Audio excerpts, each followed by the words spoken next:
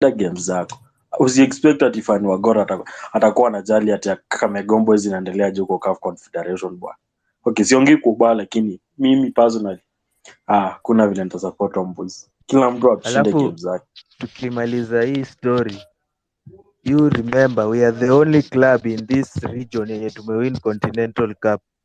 Mu remember that. Unajua, na mimi nataka nikupromise kitu moja pia vile nataka uishi kukumbuka hii. Homeboyz inaenda kuleta ushindi. Mpende msipende. Hiyo mimi nawaashua hapa. Na mimi yenyewe Homeboyz ispoleta ushindi, mimi sitawahi kuongea hapa kwa hii chama, ndakuwa na kuwa listener. Juu mimi nawaashua. Alafu ujue one thing, na change. Mjue one thing, kucheza Continental si rahisi. Traveling around Africa si rahisi. Ukiangalia kenye ilifanyika na Orlando Pirates yenye walienda all the way. Orlando Pirates ilikaa ika ikaingia ikaenda chini sana. Angalia Kaizer Chiefs. Kaizer Chiefs the season yenye walifika finali ya think Champions League. The next season walimaliza sijui namba 7 ama namba ngapi. Angalia Marumo Gallants. Sijui ni Marumo Gallants ama inaitwaje. Hii yenye ilicheza na Simba semifinals ilikuwa relegated hii season na ilifika Confederation semifinals. So ujua kucheza CAF si kitu rahisi. Ya, najua kuna hiyo kucommit pande mbili, kucommit kwa ligi na kucommit kwa CAF. Najua si rahisi. Na ndio maana nasema tunafaa tu wish Kakamega all the best. Unajua hii romba ambayo unaona mtu kama Dizo na Goto wako nayo ndio inaweza fanya maybe Kakamega isifike mali inafaa kufika. Lakini si wote tukikuwa positive. Si wote tukikuwa positive na tuseme manze tuna support Kakamega Homeboyz, tunataka kuona wakileta ushindi. Then manze tuko tunafanya kitu poa. Roho black. David. Mnyamwezi tu pia kitu kingine una understand ni tu football ni ya watu people are loyal to their team. If you can't force people to support your team, wewe pia wewe kwani wewe ni dem kama iwezi okay bana anataka hadi aagiwe hiki kimama hiki. If you go there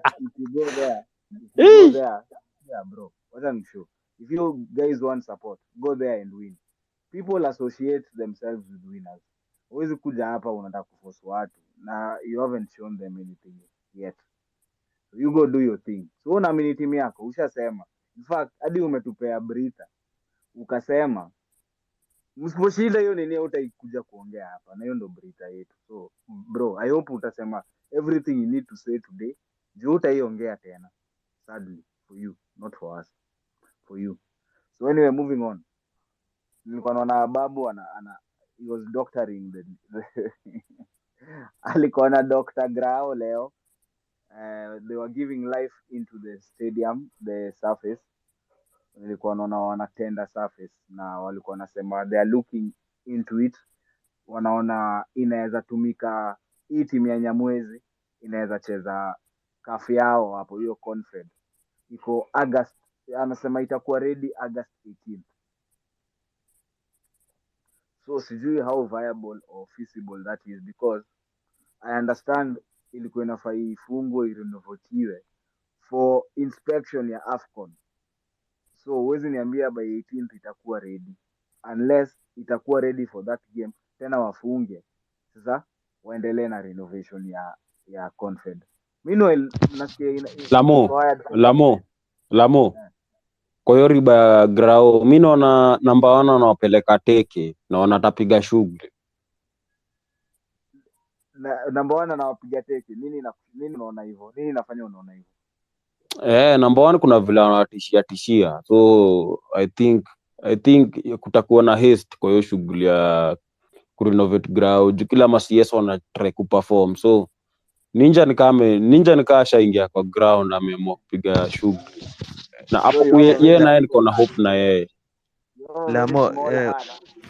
Mtu mwenye mtu sina trust na yeye ni nani Mwendwa. Lamo ukiangalia hiyo day ya inspection walisema Nyayo ni vitu kidogo sana zinahitajika. Walisema within a month zitakuwa zimeisha. So Nyayo ikukuwa na vitu nyingi. Nyayo by the way niliona hata ukiangalia ni Mwendwa alisema hizo vitu man, ni Mwendwa. si hao ndo wako na hao ma inspectors, so wanajua what is required, but kitu yenye iko required hapo, kwa ukiangalia kwa group Neba aliweka ni floodlights, kuna media box na kuna I think penye kamera sijui 1 and 2 zinafaa kuwa position. Hizo ndo vitu zenye zinahitajika Nyayo mostly, hata si pitch. Hizo vitu ka vitu tatu: media box, kuna floodlights na hiyo na penye kamera 1 and 2 zinafaa zikuwe.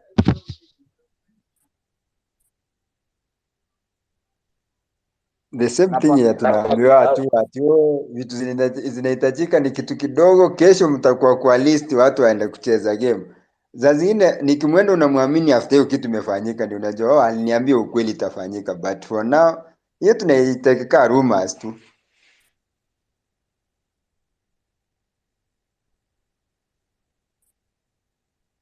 Hata mimi hapo niko na wewe. When it comes to Nick, mimi I'll take it as a rumor. Juu hizi vitu hazijakuwa kwa hiyo study toka when. But dizo unaona hizo vitu Yani, zenye anasema, hizo ndo vitu zimekuwa zikilack for years, kuanzia tu kitambo yenye Nyayo ianze kuwa renovated. Ni hizo vitu pekee ndo zimekuwa zikilack kwa hiyo study. Na unajua huyo bado ndo mwenye klabu yenye Dizo ana support, but Dizo anataka kuwa accountable. Noanda nakwambia brother, unaona hiyo umadhe sasa hapa ameingilia wapi na study. Sharks, umesikia Nyayo ndio nini ya Sharks. Nyayo ndio home stadium ya Sharks. Huyo kiongozi wako ndo tatizo hapa. Sharks inaingilia wapi hapa? Jione. Bro, tunaongelea huyo mimi hata akue yeye ndio patron wa club yetu, yeye ndio akue owner, yeye akue anything about that club, it has nothing to do with his responsibilities for the league. Bro, for our club, mimi siwezi kudanganya, that nigga is doing good. For our club, him giving a platform to those kids, hiyo mtaa, exposing those kids is doing good. But for the league as a whole, that's the topic we are having here. You can't narrow us down to that. So as Anthony was saying, hizo ni vitu zimelack kwa hiyo studies sijui toka lini. So as it doesn't make sense kusema ati Nyayo ndio iko na vitu kidogo sana za kusort, hizo ndio tunasort. In fact yeye aliongea ni kama anataka kuhepa. Nick hana any say in this shit.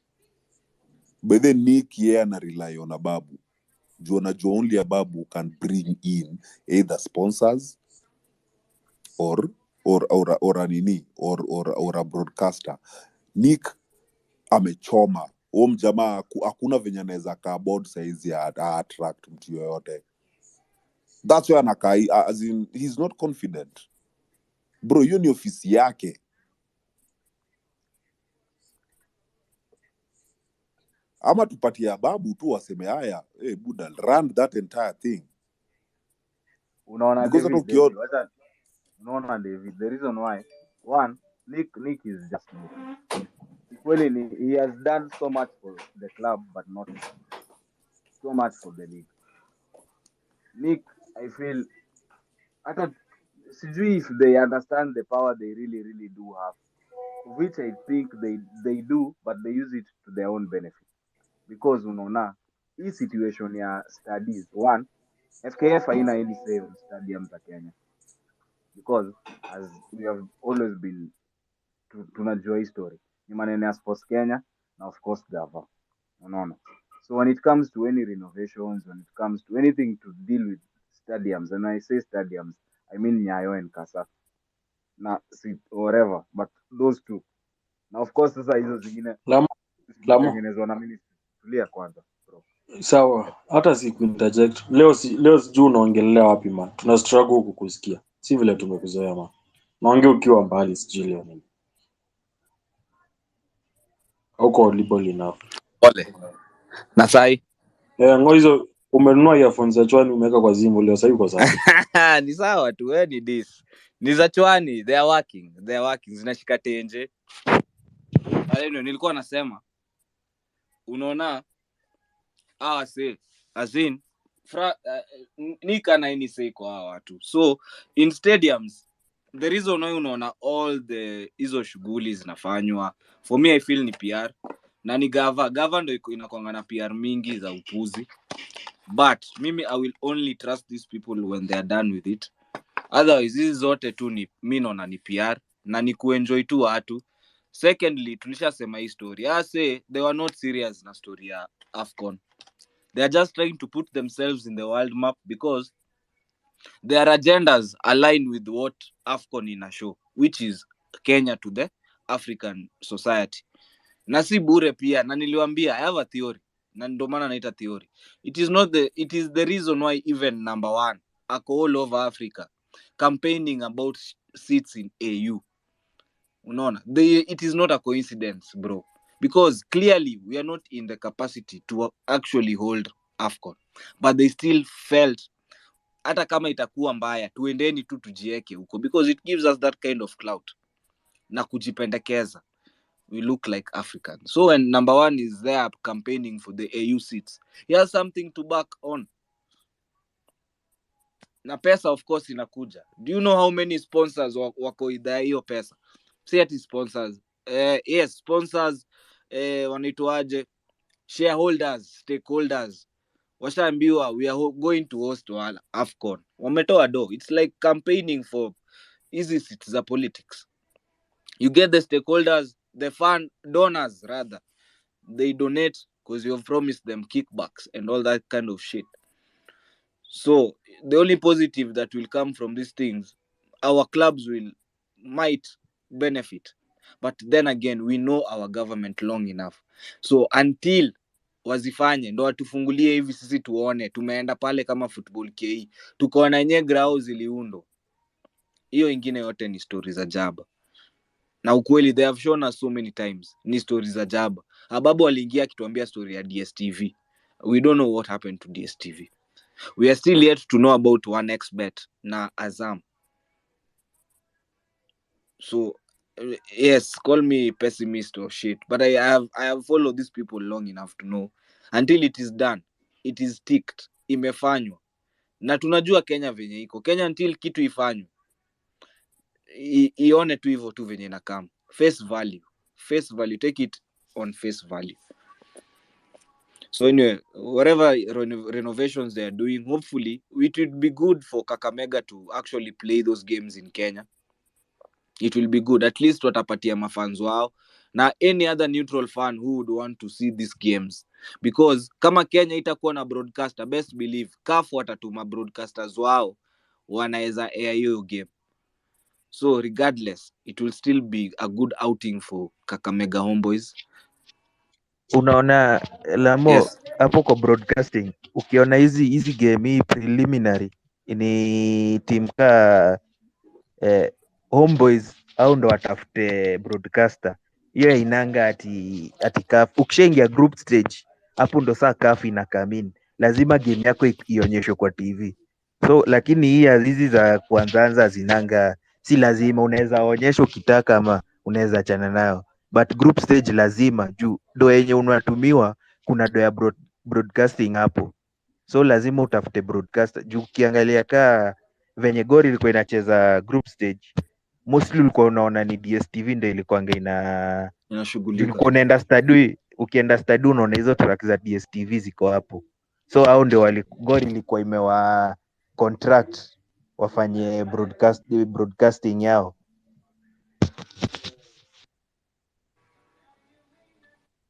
But by the way, speaking of that, do you find that manze tuna like nikaa tunaharibu jina yetu mbaya to the extent that do we create our football for the brands zikuwe ready for us ama like nobody is willing for those brands zenye ziko ready to give like legitimate ways za kupeana do, achana hao wa kickbacks na nini. For instance, why watu kaa wachapadimba they don't want any business to do na like kaa kusponsor KPL, not KPL but na FPL are not accountable ama ni juu wana like za zingine we don't say Wacha nikuulize bro. Hebu mute kidogo kwanza nikwambie.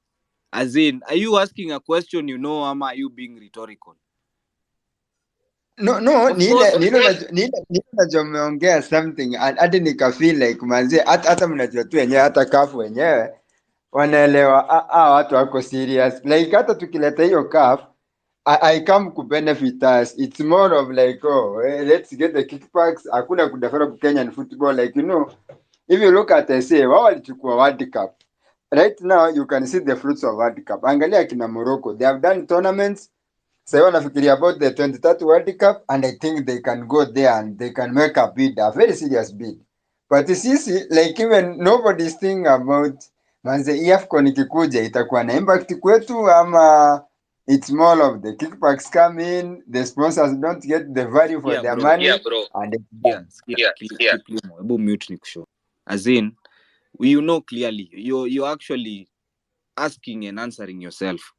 One, Safaricom hawezi eka pesa yao mali itaban bure. It is the reason why Chapadimba wajaiji associate na FKF. The only time they associate themselves ni grand opening ama wakiwa na tournaments, which you only see Safaricom.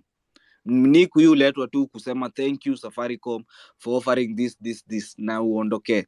Because they understand what kind of crooks they are. They are businessmen. Safaricom ni watu wa biashara. Unaona? So they won't put their money where it won't have return of his investment.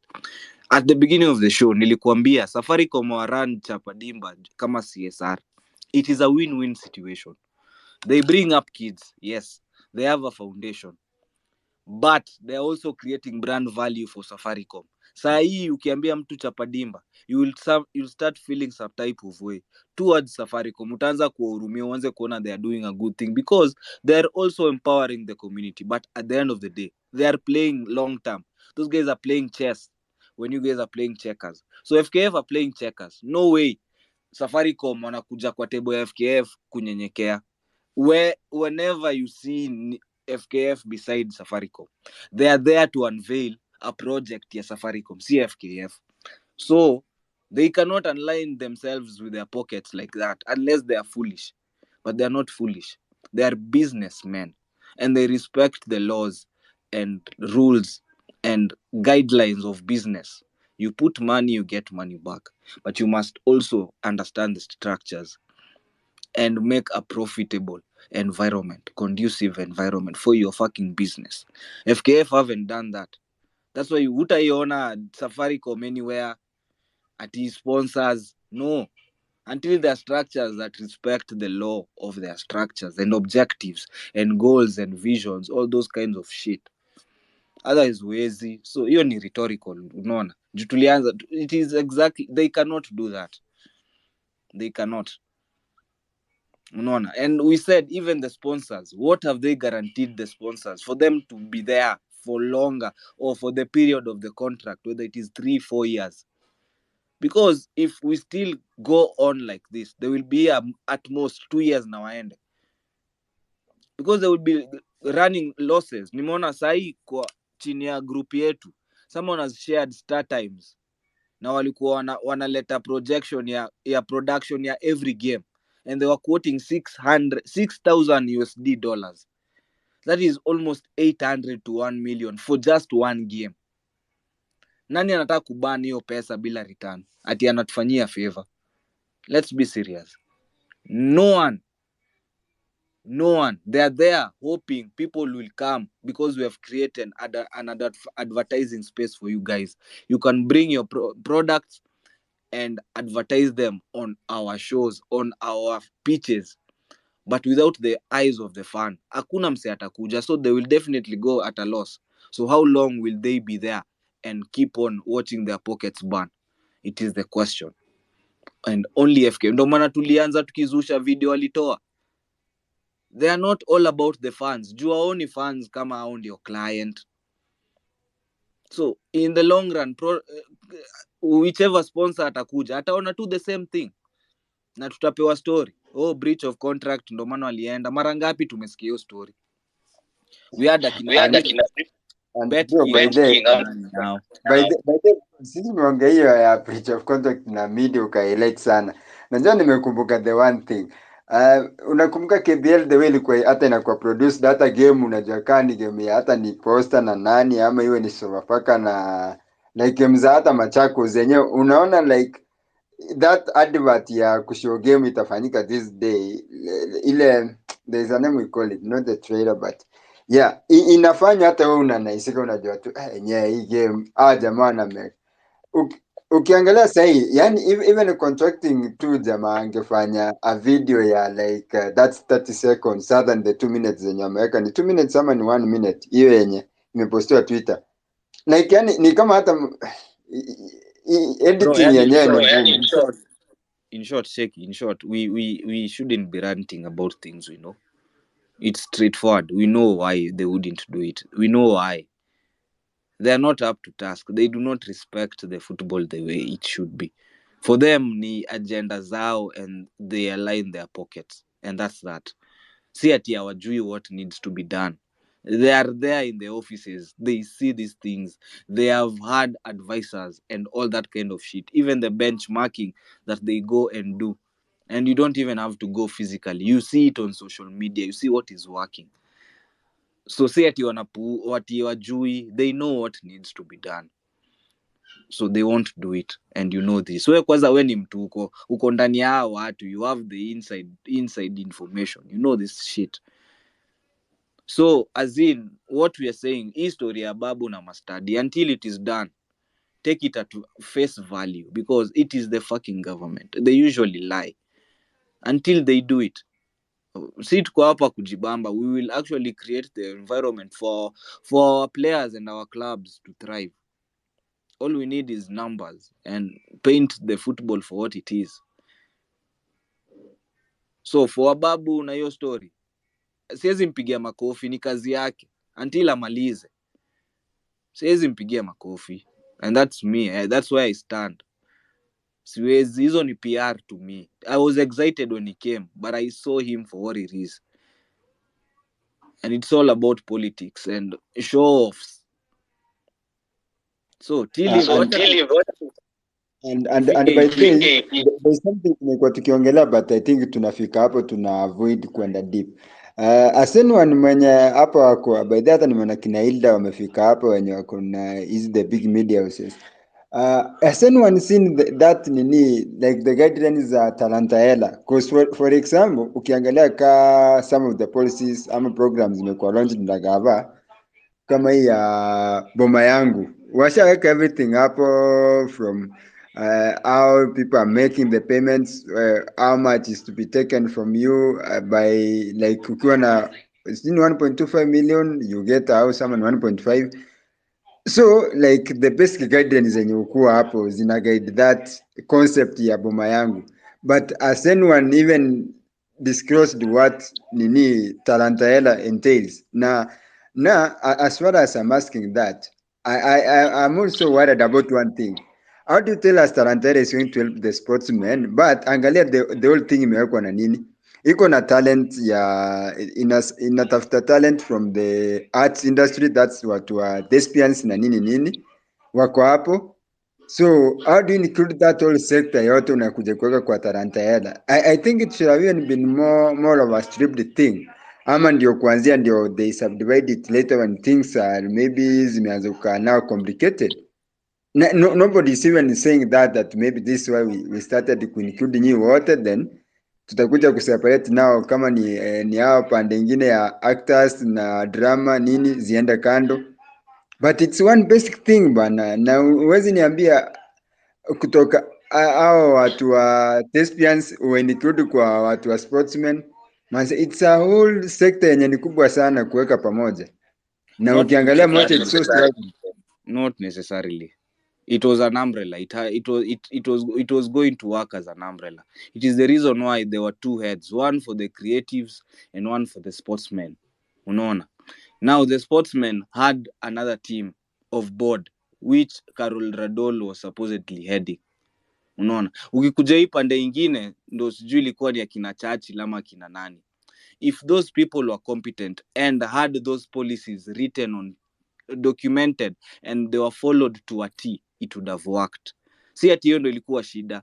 The issue is just the same, management and PR stance, because Talantaela it is a very good thing. You know, because they have seen where the problem is. They're actually acting like they know what the problem is. But the issue is they're just speaking like politicians. It is just like their manifestos. Manifesto zao ziu solve issues zote za nchi until they get into office. And that is the way of politicians.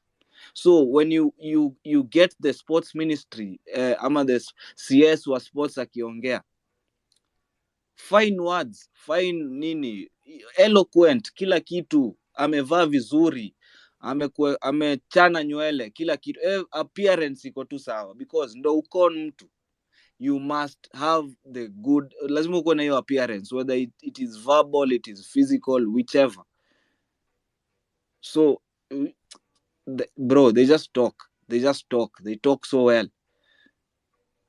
We were so excited when he came. I understand he brought one reform in 2013 with the Sports Act. But that was 2013, bro. I know it is helping today. It was a long-term thing. But that 2013, hatuwezi kuwa tunasifu kitu moja kutoka 2013. We should be moving. That is the essence of growing up. After umeachieve objective moja, unaenda ingine. You go. That's how you climb. Unaona? So, say wanaongea. Ni wanaongea. It is reason why hata unaona Talanta Hela, we knew Talanta Hela more because of content creators. So it was not even, haikuwa serious bana. Unaona?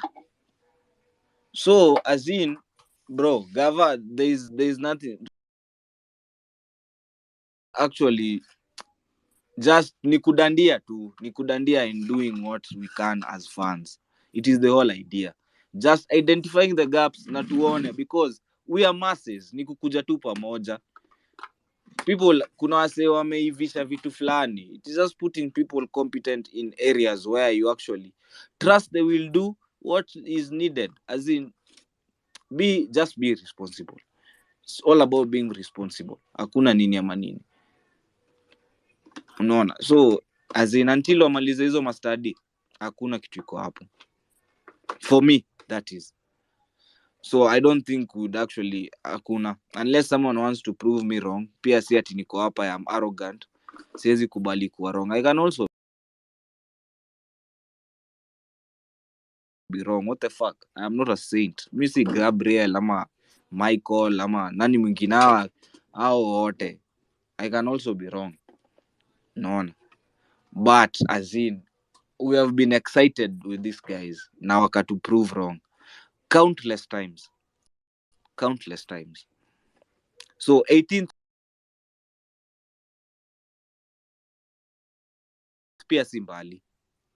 And if they actually do it, well and good. It is also a plus. For me, I feel itasaidia Kakamega.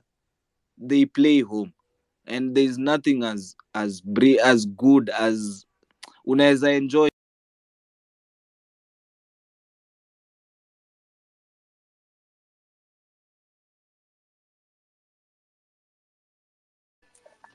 because there is so much potential in Kenya for us to actually be tunarun hivyo na hao watu. Unaona? So nothing.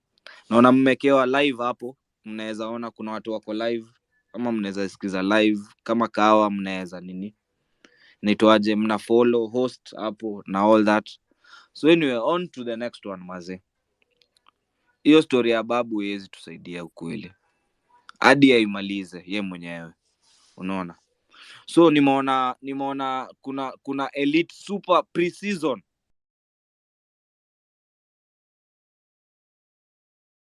inataka kuanza very soon. Sijui kama mmeona hiyo story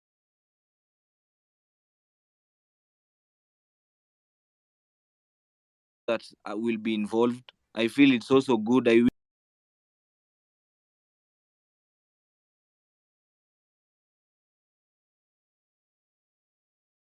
Few teams are KP, the top flight, and of course the other team nimenote enye.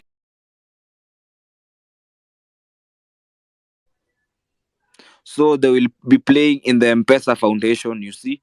Another benefit na ni Safaricom. hiyo ni grao ya Safaricom. Wenye wamefika hiyo grao iko sawa, imetengenezwa fiti for our standards, that is. So anyway, they are starting on Monday, and there is group A and group B, that is. So now the first game will be played on 7th, just before the greatest day that has ever happened in our country, which is Bomb Blast. So 7th, Kajiado FC wanacheza na Sofapaka, then wanacheza saa 4 asubuhi.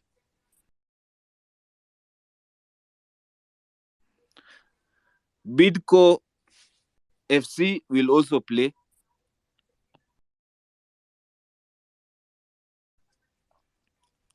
na wanacheza pia the same time. Bidco are playing City Stars. So hiyo ni timu ya Fikito ama Little Grey Pad, yeye ndo mtu wa City Stars najua. Then on 8th, the study ni moja tu, by the way, other than the finals and semi-finals, that is, which will be played on Thursday. They will be played on Utalii ground. Otherwise game ya Police na anyway, hiyo ni 8th, niko nimesoma 8th ni Kajiado FC versus Sharks, then there is Posta Rangers versus Sofapaka, then Kenya Police Bidco FC, and lastly Rainbow FC wanacheza City Stars. Yes, I had forgotten about Wednesday, which is 9th of August, Sofapaka are playing Sharks, Posta Rangers are playing Kajiado, City Stars are playing Kenya Police, and Rainbow FC are playing Bidco. Now game ya kwanza, which is Sofapaka versus Sharks, inachezwa saa 2, then Posta Rangers watacheza 10, and City Stars versus Kenya Police watacheza 8, Rainbow FC versus Bidco watacheza 10. Then Thursday field itakuwa decided for the game that will be played at 8, which is Sharks versus Posta. Then hiyo ni 8 pia, kuna game pia ya 8 which is Kenya Police and Rainbow FC. Wanasema pia field itakuwa pia decided. And finally kuna game ya saa 3, winner mwenye atashinda group A, so ni kama group stage. So winner mwenye atashinda for group A na mwenye atashinda group B wanapatana. Hiyo ndo ka final, which will be played at 3 on 10th. Itachezwa Utalii grounds, na hiyo ndio ratiba. So hapa game inaweza kuwa mzuri.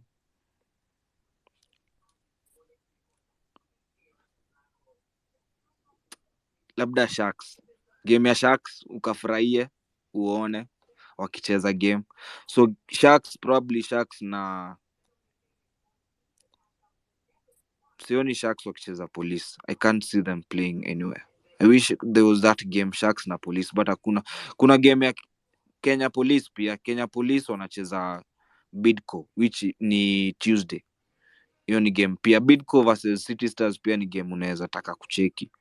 Iko Monday. Sijui nyinyi mnaonaje kwa hizi fixtures. So kuna Kajiado FC game ya kwanza, Kajiado na Sofapaka, Bidco na City Stars, that is Monday. Then there is Kajiado and Sharks on Tuesday, Posta Rangers and Sofapaka on the same day, Kenya Police, Bidco same day, Rainbow FC our last game versus City Stars. Then Wednesday Sofapaka playing Sharks. Hiyo ni game pia fiti ya kucheki. Posta Rangers are playing Kajiado FC, City Stars are playing Kenya Police. Then Rainbow FC are playing Bidco on Wednesday, the last game. Then Thursday is Sharks Posta Rangers, game unaweza cheki. Kenya Police versus Rainbow, of course I would lean towards Kenya Police thrashing this mavijana wa NSL. Alafu sasa ya mwisho ni winner group A and group B, of which I feel Police will be there. Police will be too strong for these teams, but then again inaweza kiwaramba pia.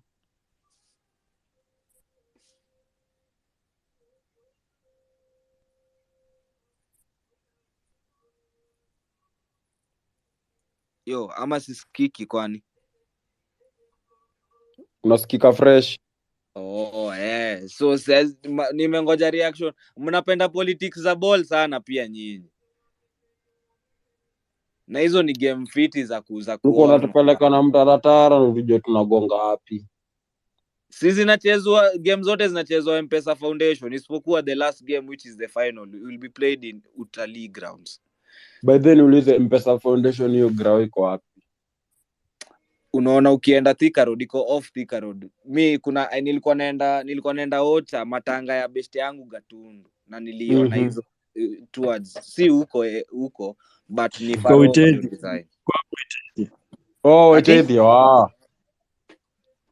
Hapo Witezi M-Pesa Foundation Academy. So unaiona tu hapo kwa road. Na huko Huko ndo ndo tuna pia- train. Ujue huko ndo training ground yetu ya hii season. Na niulize na grao yenyu home ni Gor? Ground yetu zinakwanga ni Nyayo ama Kasa ama Kisumu. Tuna chuzingi tatu. Sawa.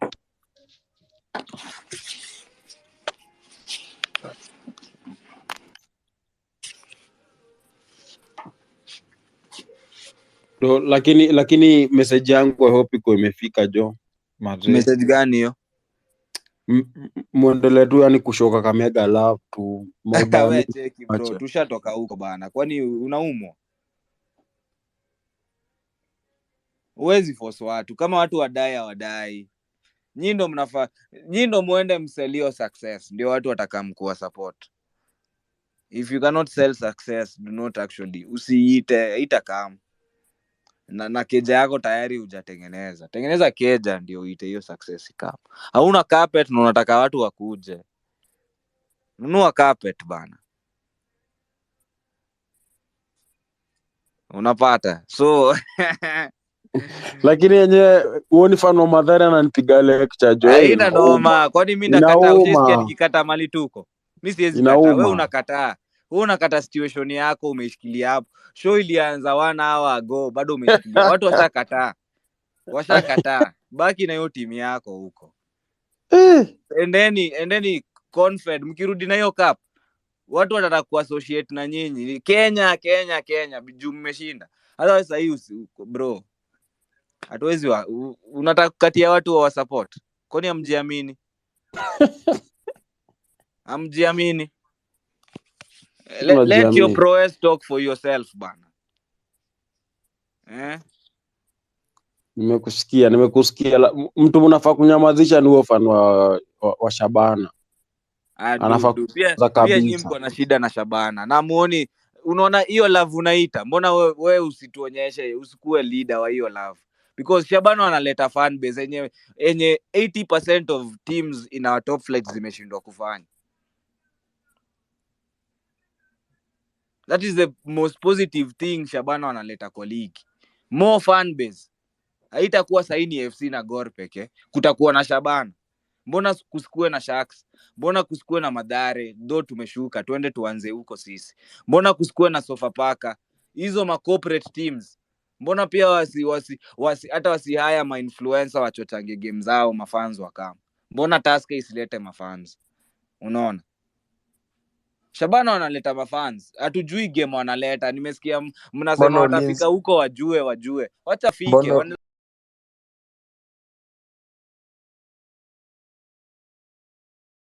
Watafika na mpigwe butua huko. Mbona ulinzi wasiache kuwa na fans 7 vitu kama hizo? Kama hizo bana kwanza photo moja tunaonyeshwa angle kama 40.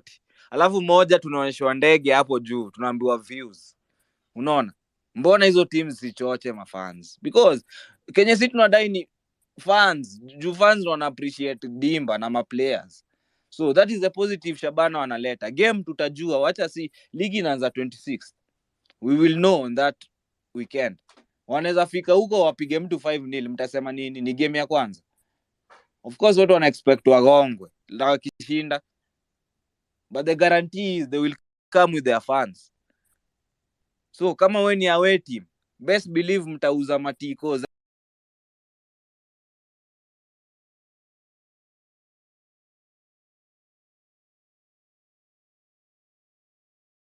wanaweza enda to an extent watatoa videos.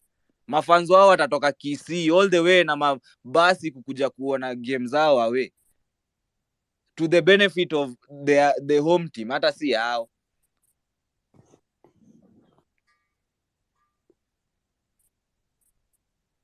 Unajua goat ni kama atahamia Shabana. Goat ni wasichana anaenda bana, achana goat ndo anajitanga goat. Ndio nimeona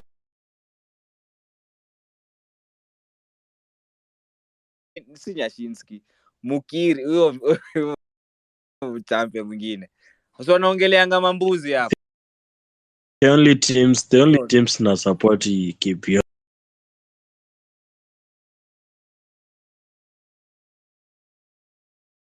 ni mbili, MSils, Gor Mahia. Hizo zingine ni siasa bana. Pia hii next season utajua ujui. Wewe beba KPL ndo kuja kuongea na mimi buda. Niko 20 wewe uko 0, unataka tuanze discussion. Leo ya dola ni aje? Ya dola. Hello. Ni aje bro? Niko fiti mazi. Unaingiaje space na kienyeji at yellow? Aje? Ni vile nilinotice kumbe sikuwa nimeweka mic kwa speaker. Nimeweka iko live. Haya, ni aje? Niko fiti. Nataka kuongelea stuff fulani hapa hivi because neza shuka anytime from now. And I want to take a little bit different dimension tuongele the ladies football. A few minutes ago, or sijui kama mmeona hiyo tweet, one of our prolific forwards AC Akida anacheza pale PAOK in Greece, ame put up a tweet akasema, we have seen Zambia play in the FIFA Women's World Cup.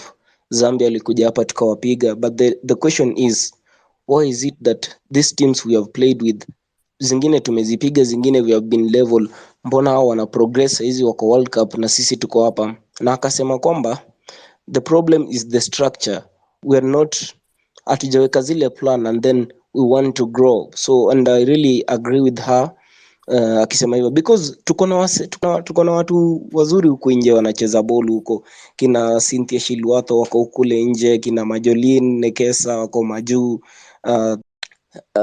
jina nipotea, ameenda China juzi, and Gentrix Shikangwa Milimu ako saizi Beijing. The question is, mbona the ladies football in this country haipigwi ile support? And it's so unfortunate that the FKF deputy president, that is Doris Petra, I've not seen her, maybe kwa watu wengine amemuona, lakini personally sijamuona akiwa at the forefront kusupport our ladies football.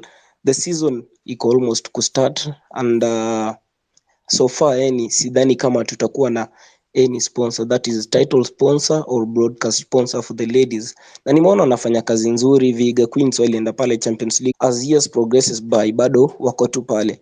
Unajua the ladies football in Kenya iko structured in a way that hao watu tutaona time ya kupewa zawadi pale Police Sacco. I saw the whole list of FKF officials wakiweza pale wakivalisha zile medals, but then it really pains me that majority of the people wanakuja time kuna zile cameras, na ukienda and it's good that I've seen Musa Batal on the space, and I think atapewa mic aongee baadaye, atakwambia kwamba kama FKF zone B pekee close to 6 division 1, that is zone B, close to 6 to 8 teams zili have to kuwa like zili pull out of the league because one, hazina hizo the financial capacity, and then two, tunacheza ligi with no purpose, like tunacheza ligi with the hope that kwamba timu kubwa zinaweza kuona na zikuchukue zikupeleke majuu, or alternatively ucheze pro, because saizi maybe Kenya Police Bullets inaweza kuwa in a position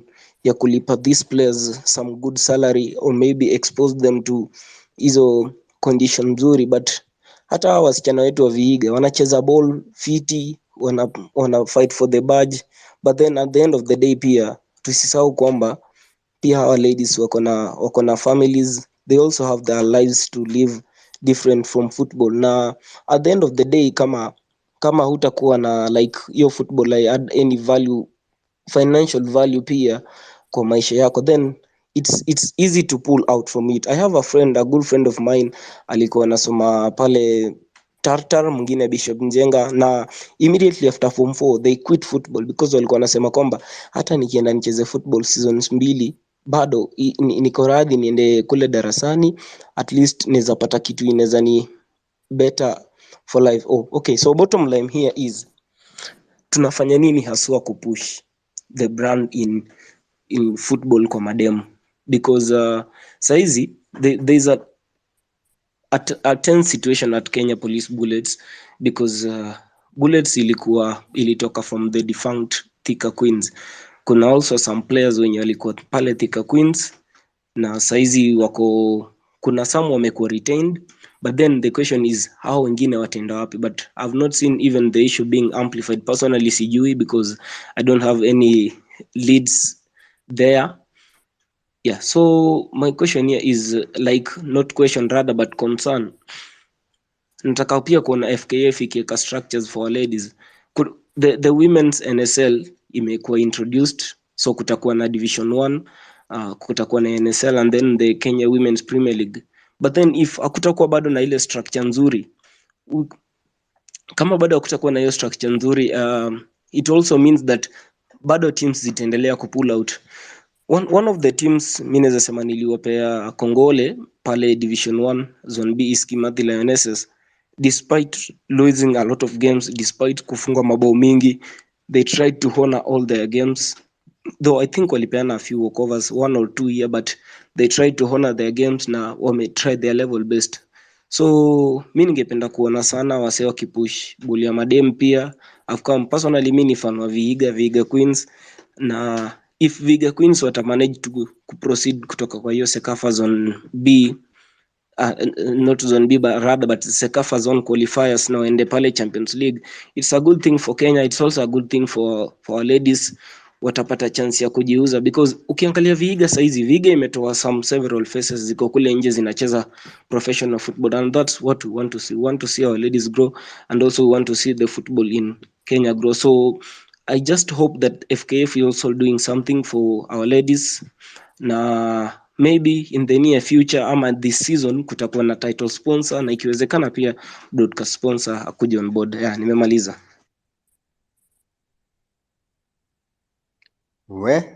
Kiswahili bwana. Jamaa ameongea Kiswahili bwana. At least watu wa Shabana Kiswahili nayo hatuna.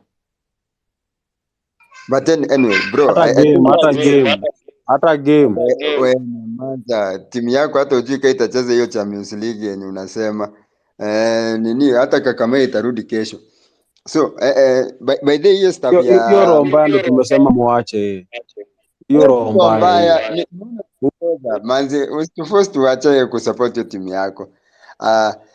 Manze sina insights much na hiyo pole madem, but there is a few things in learn on that section. I think through some read alikuwa na post TL na a few examples naweza setika hiyo demo hapa. Okay, ukigundua hii Kenya manze vitu zikikukataa unaenda solo.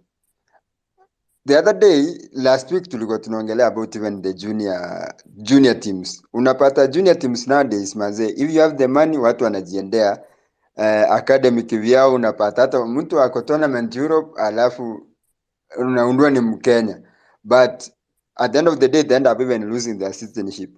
It's the same thing na madem. Football ya madem itakuwa affected na the same things as in affect football juu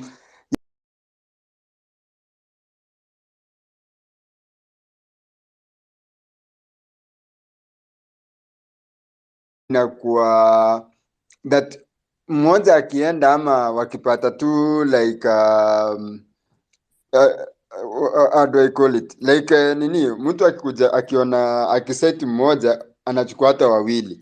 Ya maboys haikuangi same, so no wonder unapata mademu ni wengi wanacheza nje, but kuwa unite to the national team inakuwa ngumu sana. Use the example of Victor Wanyama, kitu moja alisema, ulikuwa unapata umelipia tickets Si unafaa kwenye mbasi dile kashi yako umelipia ticket ukikuja kucheza international game huku. Ulikuwa unapata mtu ako na backlog ya like kuja ilipa ticket zako za almost 1 year ama 2 years. Ama si Victor Wanyama alisemanga hiyo stuff. Yeah, but there's an international who said the same thing. That so kama ulipi with those expenses za kutravel kuja Kenya, unapata mtu ako in Europe, in Sweden, mademu wako wengi nje, I think wengi sana, they should be around almost 11 or 12 wenye at least wale unaweza jua. In Greece I think kuna kama 3, Sweden I believe kuna around 4, huyo wa FC Promana something, na wawili sijui I think wako wengi those sides, but there is nobody who is going to reimburse the money yenye umetumia kukuja hata kuona a national game. So how do you expect ujitolee na do yako ukuje ucheze hapa hivi tena ujirudishe? So at the end of the day hiyo inaloa nini morali ya watu wengine. So at the end of the day if we cannot sort the issues zenye ziko na men's team, then manze itakuwa more worse on the other side than venye tuko sahi. I don't think that niko na much about that rather than hiyo tu. Unajua kenye Luya Dola alikuwa anasoma na what I picked from hiyo tweet hiyo dem, what she was just trying to highlight is it would have been so easy for Kenya to have qualified for the World Cup if we did not have the wrangles of our government and our FKF, because while other teams were qualifying for the World Cup, sisi tulikuwa tuna serve ban, if I can remember right. Unaona? And that is why our women's team is not there. The fact that Zambia has progressed na tulikuwa hapa tukiwapiga ndio kenye huo dem alikuwa na highlight. Unaona? So huo Mbus Kenya anatry kushow ni if we can be serious, because the rise for the women's team could be shorter than the men's team, because competition, na tulisema hivyo on Tuesday, competition in the women's team is not as much as is in the men's team. In the men's team, number 1 hadi number 100 are very competitive in the world. In the women's league, see hivyo bro. Even in the current World Cup, you can actually see African teams wanakuwa pitted with the supposedly strongest teams in the world, but wana come through because kitu inatusaidia as Africans bro, tuko na energy ingine noma. All we need is professions who can actually run hizi nini zetu venye zinafaa. So in our case, our women's team ingekuwa World Cup rahisi bro, hatungekuwa hata tunabegiana hapa tu support sijui Kakamega Homeboys kwenda Confed. Tungekuwa World Cup, the biggest stage of world football, but hatuko huko juu ya upuzi za FKF na kupigana vita na nini na akina Amina. That time ilikuwa ni akina Amina, unaona? So management yetu tu ndio shida. See, but what you also saying is true, because if we cannot streamline the men's team, tutatumia best practices from where? Case study itakuwa gani? Because if the management, juu tusisahau, they are still managed by the same person. Si ati kuna management ya madem na kuna management ya maboy. No. FKF na Ministry of Sports ndio wanashughulika. So if they are running the men's team as shitty as they do, they will even run the women's team as shitty as the other team. Unaona? Because in fact, the women's team will make a lot of money because competition haiko that strive. So they can actually go on with the competition, get more money, because the more you advance in this competition, the more money you get. But sasa unajua hizo ndo bado watakula, because the management is shit. The management has always been shit. But our women's have, because today, unaona hata FIFA, the reason why you also see this match of women's team coming up is because FIFA waliwa force. FIFA through CAF wali force. It is a club requirement. Every club must have a women's team. Na hiyo ni maneno ya club licensing. Unaona, and it is what we keep on talking about, club licensing, yenye tunapeana excuses za kipuzi.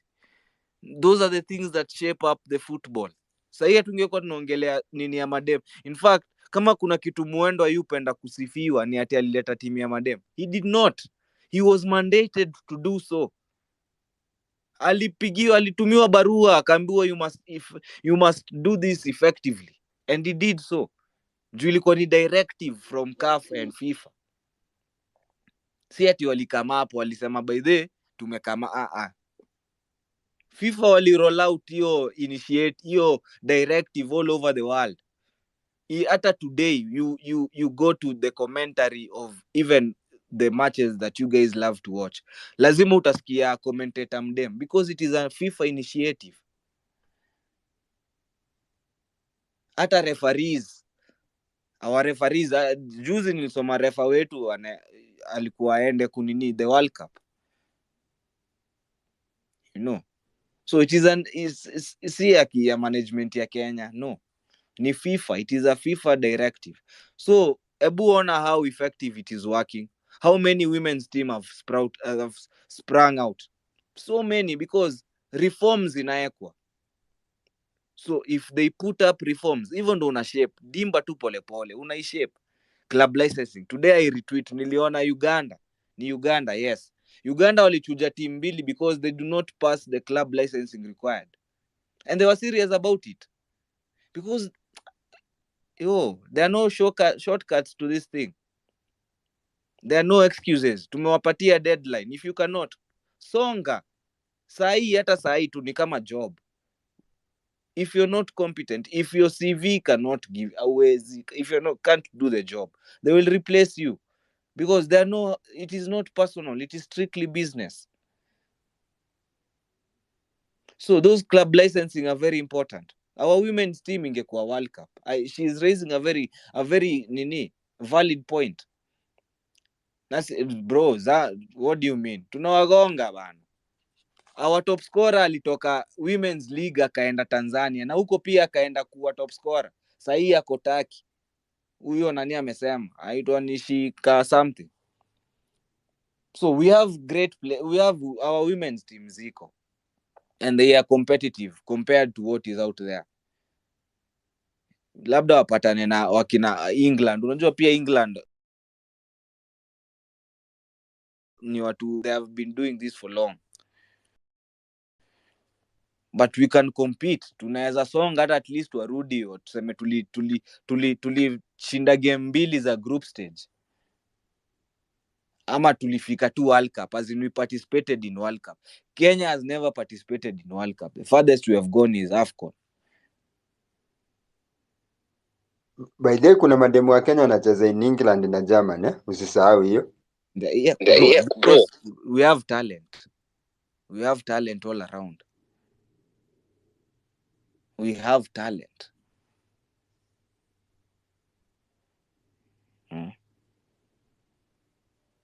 So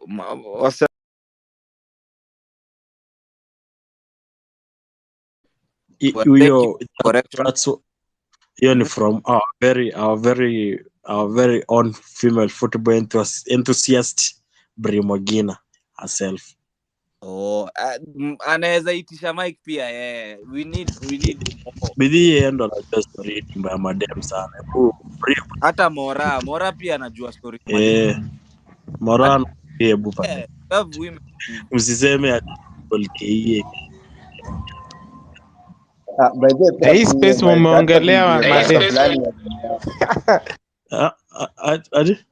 Na hii space mumeongelea madem. Hiyo ndio kitu Bria anauliza hapa sasa hii.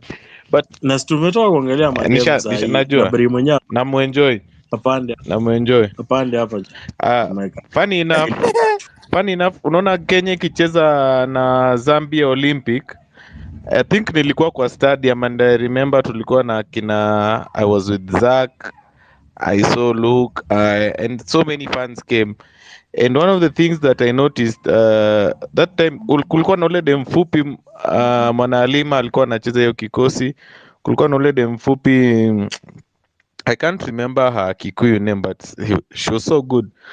I think we drew 2-2 and we lost a chance in playing for that Olympics. Okay, those majority of people wenye nilikuwa nimekaa kando yao walikuwa na argue hii ndio timu inaweza tufikisha World Cup rahisi sana kushinda anybody else. This is the only way our anthem can be played in the World Cup. And I think that was my third or second match nilikuwa nimeenda kuona ya madem. Since then mi kaa kuna timu ya madem inacheza around penye niko naendanga kuona. Last weekend tulikuwa na Winston hapo NTC tukiona Kibera soka na nini na nini. Nilikuwanga na watch games za Gaspo akicheza hapo Cambridge. Ni Cambridge ama hapo Rongai. So if you look at how our ladies play and you look at how other ladies play, our league, our females are so good. You see, let me guys tell you a thing. You see these Moroccan ladies that are playing for the national team. This team was founded the other day. The federation was even giving the teams buses. They provided, you know, the shape of an ambulance. They provided that similar car for each and every female team so that they can participate in these leagues and to compete. Look at what they have achieved. I saw this thing. It's not so long ago. This Moroccan team hasn't even been there for more than for more than 10 years, for more than 5 years consecutive. But what they have done in that short period of time, you can see. And then ukiangalia mademu wetu hizi Uganda, sijui we played Niger, tumecheza na Niger, tukacheza na Zambia saizi ona penye wako. Morocco imekuja the other day. Niger tu ndo walikuwa wakali. I say when Viga Bullets qualified for CAF Champions League, I was so happy for them, even if they didn't win, but at least they played Mamelodi Sundowns. And those players that they played at Mamelodi Sundowns, the same players I see at the World Cup. No, the keeper, the keeper who is currently injured, Dlamini, that lady who is bullying people and went to Europe the other day, the same girl. So if you look at the quality of our female teams, and national team and the quality of other teams, we are much better than even them. And even when you go at the club level, our female league competition is much organized than even some of these other leagues, because these other leagues like Morocco, they run for the courtesy of the federation. They chip in, they do everything for these ladies to be there. They support them. Look at what they have achieved. These ladies are going to get, for right now, they're going to get 8.6 million just hapo penye wamefika. So imagine if you could have been doing the same for our ladies, ama demo wenye wanatoka huko Viga akipata 8.6 million, imagine itamsaidia aje. But since we are not a footballing country, we just love football, but we are not a footballing country, there's nothing we do. We allow Nick Mwenda to do some mediocrity, misbehave around, tell us wacha nifike hivi na come. So what are those? So for me, I can give a testimony. I've been watching Female League and I even watched Harambee Starlet. I can naweza sema yes. For me, somebody who watches football a lot, I consume a lot of football. Naweza sema our ladies, timu yenye inaweza tunyorosha hapa Africa confidently, I think ni Ese na Niger. Hao wengine I don't think, even that Moroccan team, no, they can't. So we are better, but we are chaotic. We are non-footballing country. We are not serious.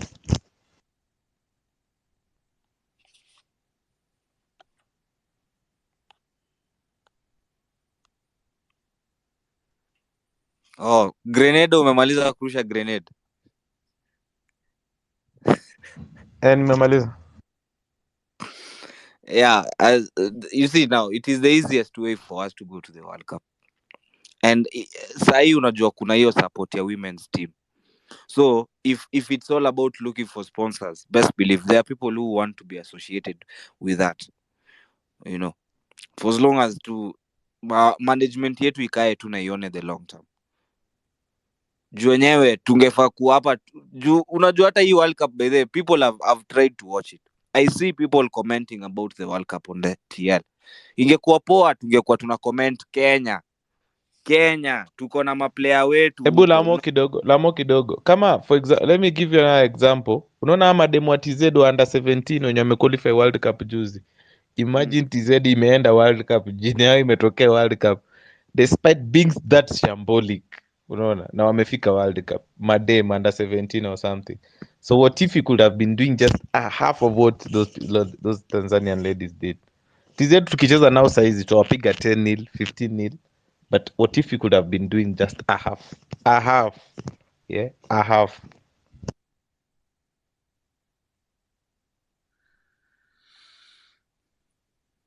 It's sad, bro. It's sad. Sadly.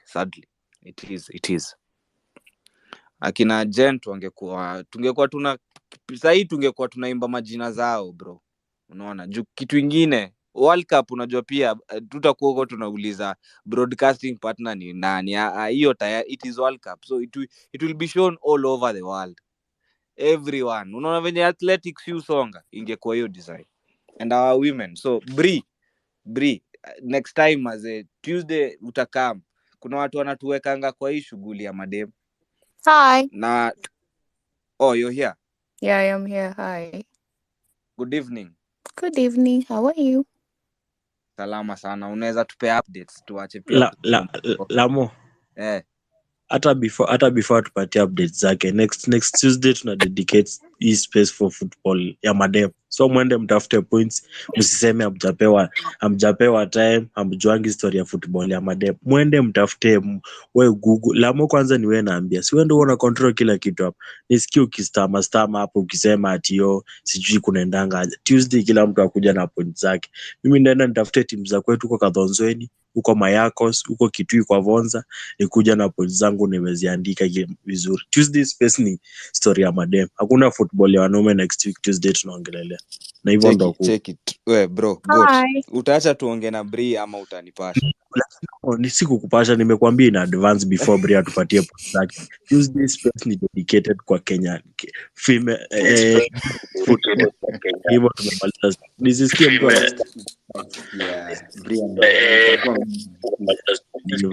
Kiplimo mute mic yako bana. Inakuwa na feedback hewa. So kila msi yako kwa space, usiepe mic Tuesday juu story ya madem.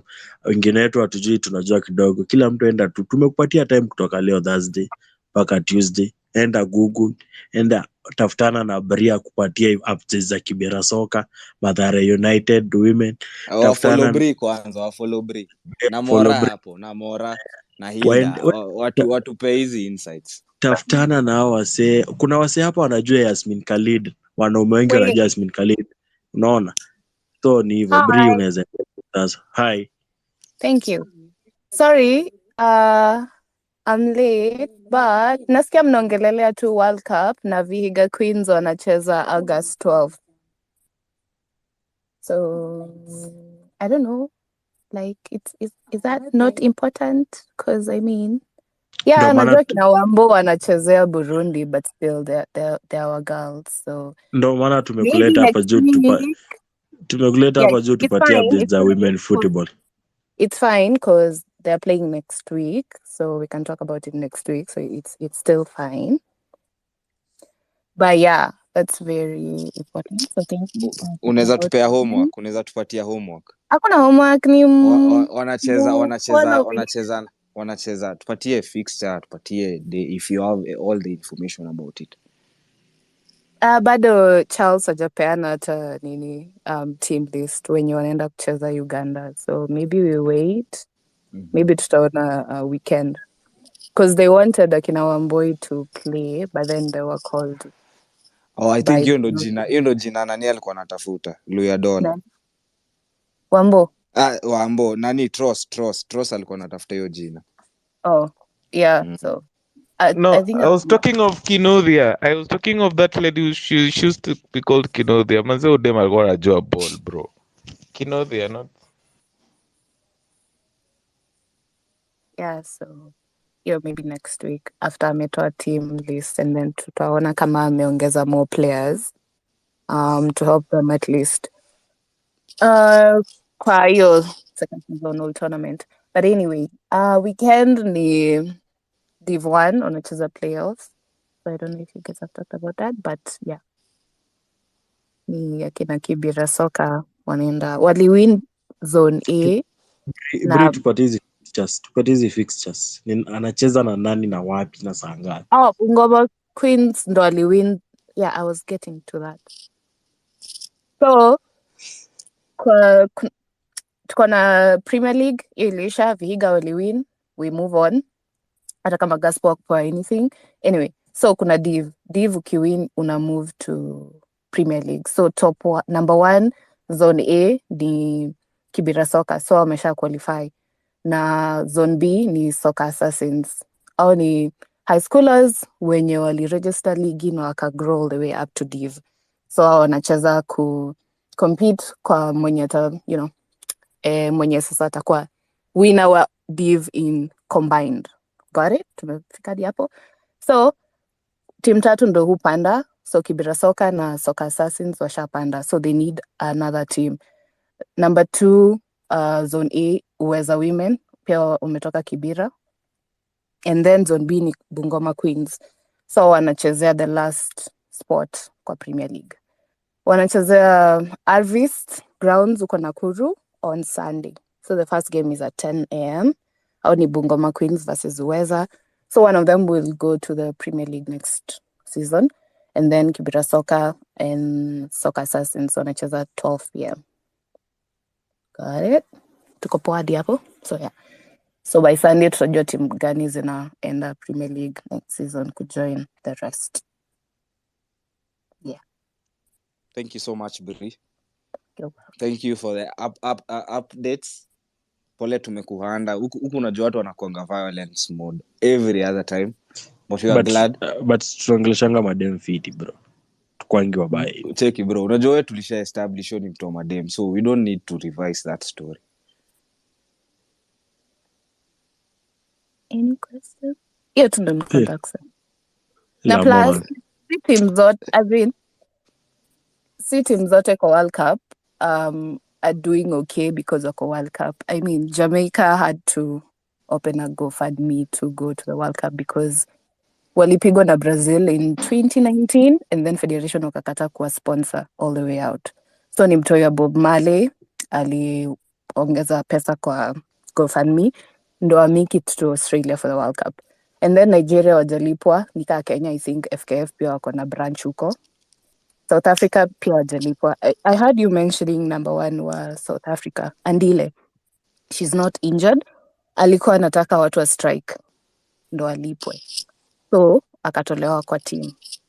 Ndio maana udema na concede very weird goals. Swat. So Andile stood up to the But Swat federation. hapo chini, Swat na hapo Yes. chini kusema kweli. Ndio Swat nasema hapo Andile chini. can't play because ali stand up for for her rights and alikuwa anapanga strike, so that's why she's not playing, but she's really good and the players can't do anything because if you speak utacheza kwa team and you need this money, so that's the problem. Nigeria wana fight watumiwa pesa direct to the accounts because obviously ikienda kwa federation no one gets the money. Bri, unaona, we're not saying just because you're playing in the World Cup you're doing good, but you see you can't downplay the participation of playing in the World Cup. Just your name being there is historic.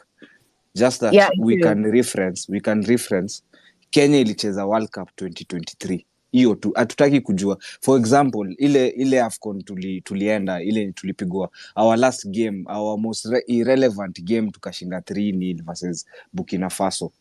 Hiyo group stage yote tulikuwa chini, but as in we're still proud that still we had something to offer and we played that.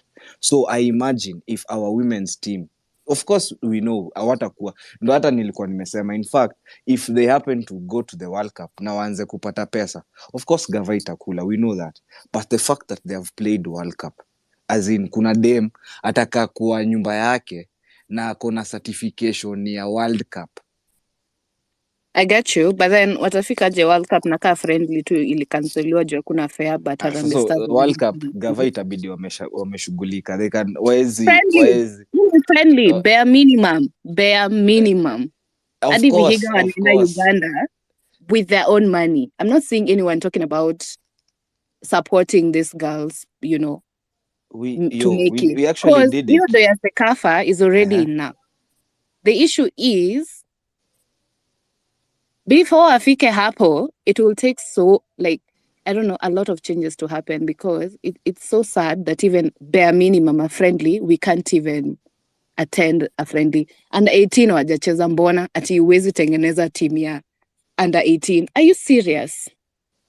Yeah, I So also a whole World understand. Cup I understand. inamaanisha I also 50% understand. wenye wataenda huko ni officials and then players watakuwa only 12. You see, I also Like understand bare during. minimum. And then Harambee Stars walienda kucheza friendly but mademu wawezi enda kucheza friendly because fare iliishia kwa barabara. So wangesema tuwachangie. We also don't love Harambee Stars, Bri. Don't Yeah, blame but us. but but they're getting this platform. You get my point. Even if y'all don't like them, they're getting these platforms. Harambee Starlets walikuja nini wakaprepare wakaenda camp. Wakaprepare for this thing and then you're telling them, "Oh, hakuna fare, I'm sorry."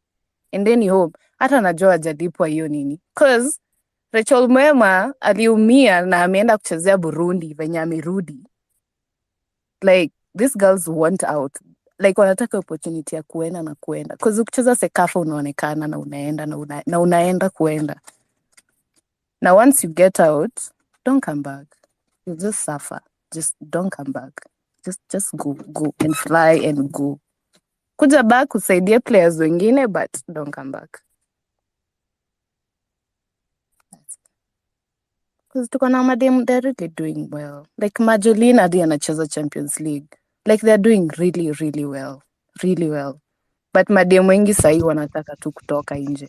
Hata kama Bri, ni kwenda Uganda. can I ask you a question? Oh, What does Doris Petra do for these ladies? Or she's just doing nothing, sleeping mimi there? What does nimemwona leo Facebook amepost ati wana launch a girls sijui what under FIFA. I'm like, what the fuck? you people, you don't even know how to question him. You see, for us, we usually remind Nick Mwendwa. He's Yeah, shitty. His name is nimeblokiwa. Nicholas Man. Oops, sorry. Yeah, thank you. Nimeblokiwa everywhere. Kuanzia kina Lindo Gutu. Nimeblokiwa. They're not listening Those are to me. wankers.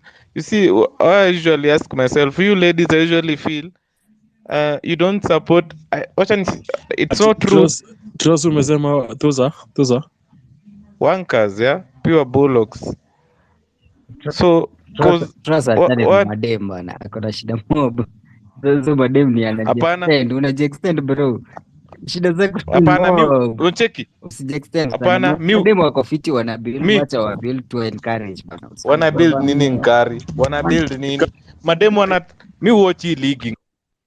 Nkari, wacha Troza ongea malize.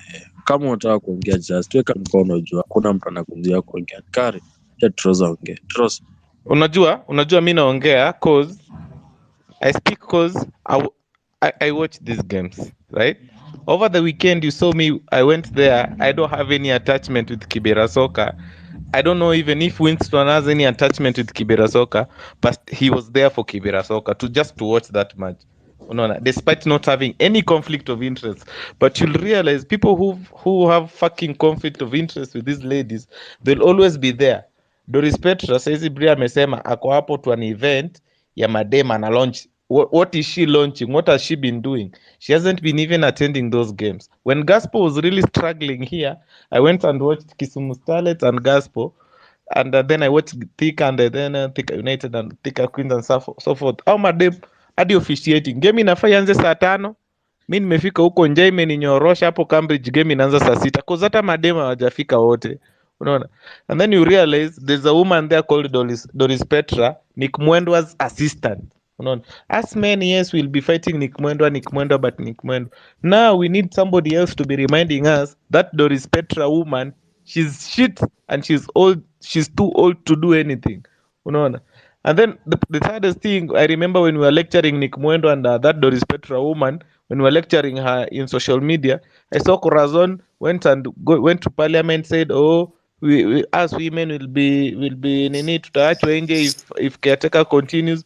I'm like, Corazon, si nyinyi ndio bado mlisema mjalipo? What are you doing there? She defended Nick Mwendo. I lectured Corazon. Her mother DM'd me, started calling me names. Nini, nini, nini, nini. I'm like, you are the ones who are allowing this lady to misbehave. But that aside, me, I'll always pay to watch the ladies. I'll always be there. Unaona. Anything that happens now beyond there, it was out of my control. Ni matusi tu na kusukumana polepole hapa na pale. After all, I'm not going anywhere licking somebody else's ass to go and watch a match or somebody else to pay my fare to do anything. No. That's why Mimi nitasupport, ikinibo nitawatusi tu, hakuna kitu watadu.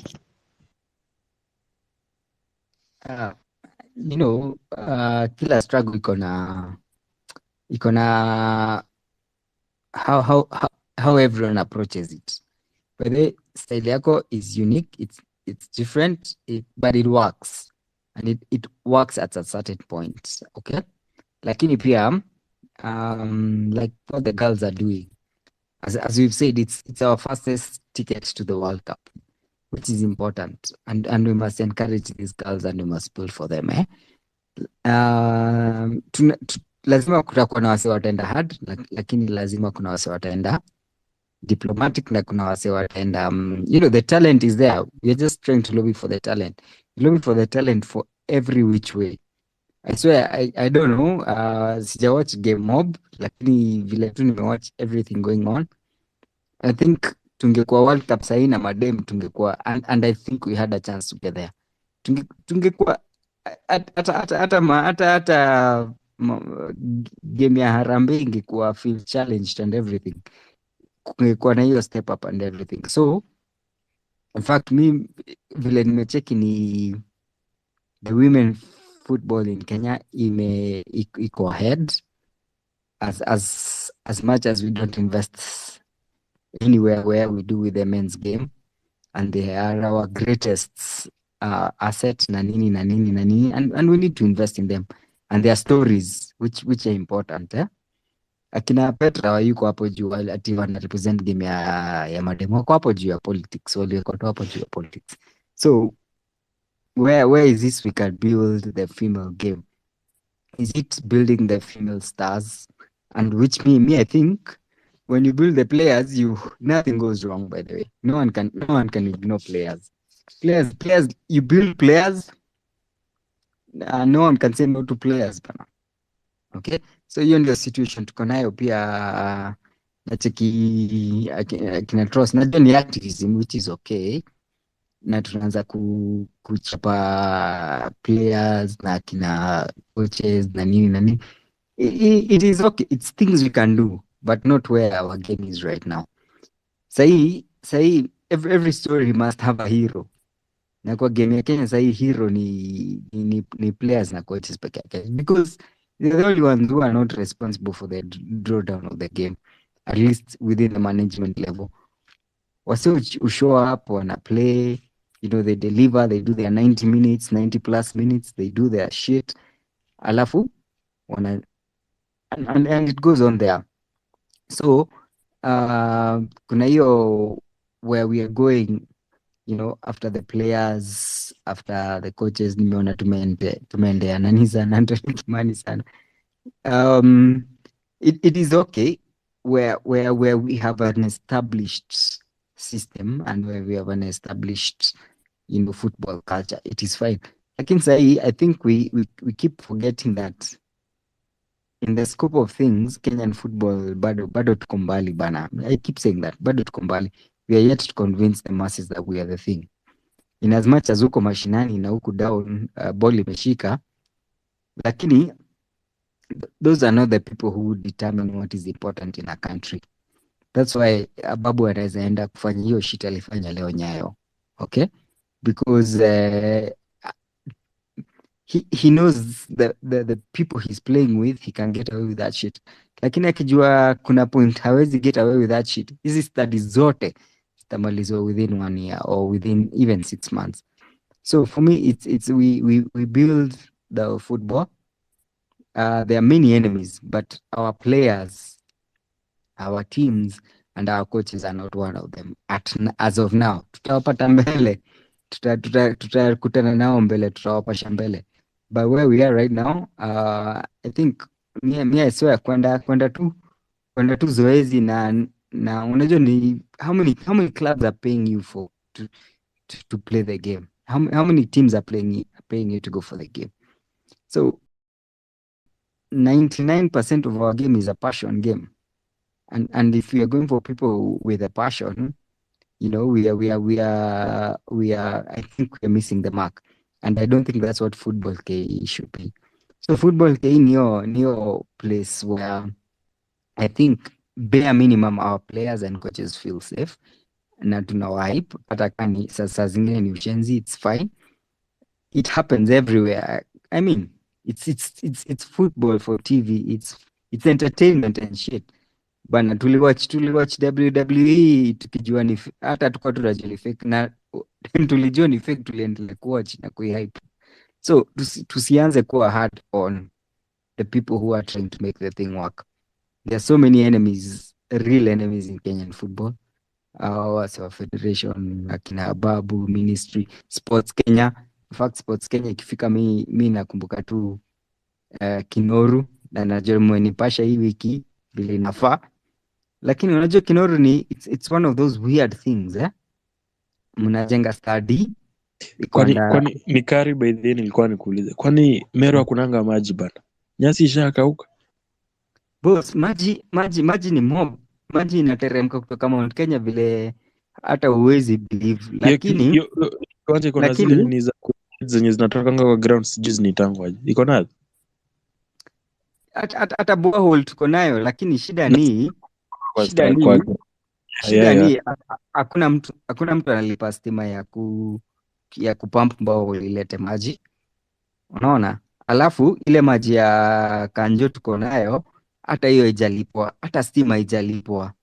Alafu nyasi ilipandwa ni nyasi ya forest, hata si ile proper seeds zilikuja. By the way, contractor alikujanga na seeds zimebaki hapo, zimeoza, zimenyeshewa, zimeenda.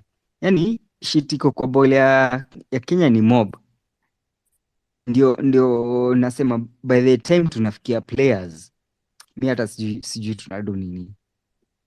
Wacha players waende wadu kitu yao, tuwajenge na nini, juu shit iko hapa chini ni mob. Hata sahii vile tumeona Ababu sijui anajaribu kuripea Nyayo, alafu kesho kuna crusade Nyayo. So hiyo ni bullshit gani? Unaona, ball haina, unajua gava respond to pressure, na clearly Kenyan football haina pressure, so they don't need to feel, so watapiga tu mapicha na nini na nini na nini, and that's where forums like Football K should be important, ile ya kuchapa hiyo pressure. Unaona, kuchapa hiyo pressure na si kuchapa pressure tuko wase 20, si kazi yetu by the now. Hata mimi sahii sifikiri ni kuchapa pressure, ni kumobilize tuletea wase kwa game. Ndio sababu tumeselect, mi hata sikuangalia hiyo, mi hata timu yangu Nairobi City Stars haiko kwa hiyo list yote ya hizo mechi zote za tumehighlight tu nini, lakini niko because I understand hauwezi build league na 18 teams. League itabuildiwa na 16 na 6 at most, hata 6 umeenda 5 teams and maybe 10 players. It's what happens. Okay, so it's important that as Football KE tuko na affiliations zetu, tutabanta, tutachapana na nini, but tusiaisahau like that Kenyan football and tuko converted, si ndio tuko converted, lakini kazi yetu ni mob na hatuko anywhere close kwanza kuchapa players na coaches. Na nimechekiza vitu kina Trosso na Duna nini, it's fine, it's good for banter, but it's also damaging. So can we just concentrate on the game, hype these players? And I know some of them hawako Nkari, twendeni huko. Hebu tulia sasa, mbona kwa violence ushaongea venye umeongea, your opinion. Sikia sasa, unaona one Kenye Tross ana try to, he's just demanding for quality, and it is also his opinion. Si ati ana come from a place of hate. Nimeanza kuona Lamo, nimeanza kuona Nikari ni kama ameanza kuwa papetwa Nick Mwendo. Alafu na si hata hivyo, the other thing is, you see, Football K, what we try and do is just create conversations around football. Keep people talking about football in Kenya. Whatever the conversation is, the way we do it here might be differently the way someone else do it. But what we are trying to encourage is have so many channels of conversation of football in Kenya. Na hivyo ndo venye ball inajulikana, unaona? Cause sikudanganyi, hata ukiuliza watu wengi hapa ndani, they know so much because of such spaces, and that is what we're encouraging. Kitu watu wanadu, hakuna mse atakuja kubash player hapa unless there's something to bash that player about. But in most cases, what who are bashed in here is the fucking management, and rightfully so. But players, bro, hii area watu kuja kuringia maplayers wao. Unaona? Mi nilikuja kujua kina Birgen hii area. Nilikuja Taiso si Taiso. Anaitwaje Lucas Maish nimemjulia through Twitter na ni juu ya watu kaa kina Tross, akina Goat. So they do that on a consistent basis. Most likely labda hujaiona wakifanya. But they do that wholeheartedly. Hawa tu ni mafansugu. I call them fansugu. But then me ucheki and I can see what they're after, and I can tell like it's not coming from a bad place. Maybe it's to generate banter and shit. Lakini I swear kila story at a movie, it's a curated story.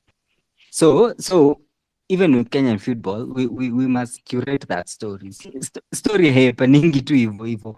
Story huandikwa na inamanajiwa na inamasajiwa na ina go through. So who are the heroes of our game right now? Who are the heroes of our game right now? For me, I think the most blameless people, the victims of the game, the players. So wanaweza kuwa na shit mob, wanaweza kuwa na nini, but there's a point you reach and decide kuna some points that are no go zone. Okay? But you know we do this for them. Bro, we do this for them. Yeah, yeah. But unacheki kawa ni player, by the way, ukujiwe social media tu kidogo, my friend, go buckle down. Na hata your fellow players buckle down. Mimi ni kitu nimecheki juu I've dealt with them, yeah? For where you are with for where si ati napata sana. Skiza, enemies wa Kenyan football ni wengi. By the time tumeget to players, yeah? I think by that time tumetoboa. Unacheki? So for me, si ati na nini, lakini Kenyan football needs a hero. And that hero for now, haiwezi kuwa 1 person, 2 person, 3 person, it's the player. Okay? So atuwezi na coach pia, by the way. Tunajua wako na shida zao nyingi na nini, but when you are dealing with a story, you need to find out who your villains and your heroes are. So okay, Nkari. So goja, yeah. hey. Sawa. Nkari. Kuja. The Kenyan football heroes are the fans and the players. The coaches, I cannot give them many credits, but I can't give them a big credit because locally, no coach has proved something. No coach has built a player to be so big that he is a household name. Yeah, no coach has built an Onyiso kind of player currently in the past 10 years. No coach has built an Oliech kind of player. No coach has built a proper player that we celebrate. Yeah, we are seeing Nani. Bergen has been here. He posted today. He's been here for 10 years. Lucas is coming through, and the like of Maura, they are coming through in this our generation. So, and you'll notice that there's no coach. They can't credit their name big through a certain coach, and this coach have just been recycling themselves here and there. The other day I was talking about anybody that worked with Wazito cannot pass an integrity test because Wazito went from being where they were to going down. And when I say this, I even mean Kimanzi. How can you become a professional coach and you work for a team that is in shambles, and then when it goes down, you shift to go to another team after getting money? You didn't even resign. You waited for you to be sacked. And then you want us to believe that you're one of the best. If you feel that a team is in shambles, just resign. You see? And then secondly, our coaches have been, I feel, but I tell you guys, we Kenyan fans are so soft. We are so soft. We are so lenient. You guys say Tanzanian fans are so ni wapole, but when you go to the stadium in Tanzania and you listen to what the fans are going to tell a player, there's a player, he plays for Azam, is a defender. So you see the Azam stands are very much closer to the players. I think that's the closest I've been to a player the player alikuwa anatusiwa akaambiwa wewe hata na hizo nguvu zako mingi enda boxing, and he's a left back. The player got annoyed, kicked the ball to the fans. You see, Kenyan players hata wajakaribia hapo, unaona. So for me I feel Unajua kwa nini? hold on let me Oh, finish. I feel Kenyans fans are so conservative. We are so conservative, we are so nice. Tuko tu sawa, tuko comfortable, we are so nice. That's why when I say this coach, I am putting him on a fraud list. You people you feel like I'm kidding. Man, El Chabi, the former Esperance de Tunis coach, he won 2 CAF Champions League consecutively, but still, as Esperance fans, they lost 2 games, and they said, no, we don't like him. We don't like him. Yeah, the previous Raja Casablanca coach won so many games up to tukafika finals, but the fans said we don't like him, let him go, we don't want.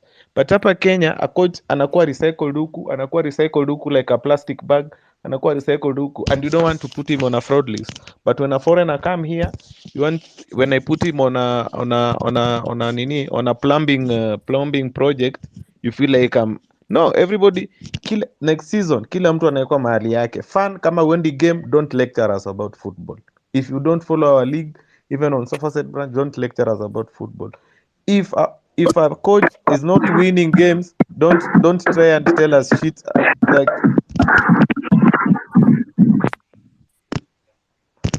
if the federation won't give us money for our league, they should not even tell us anything about our league. If anybody is not doing anything, like I usually say, what are you doing for Kenyan football? Usitusumbue akili. So if these players league itaanza, kila player tutamweka mahali yake. So Taiso alienda huko juu alilipwa 3 million. Si Muguna aliona pesa ni kidogo, Gora akaenda huko. Si Bandari wanaona wako na pesa, wameenda na Azam. Si Ulinzi wanaona wako na facility, wako na stadium. We will remind them as soon as the league starts. We are going to be hard. We will talk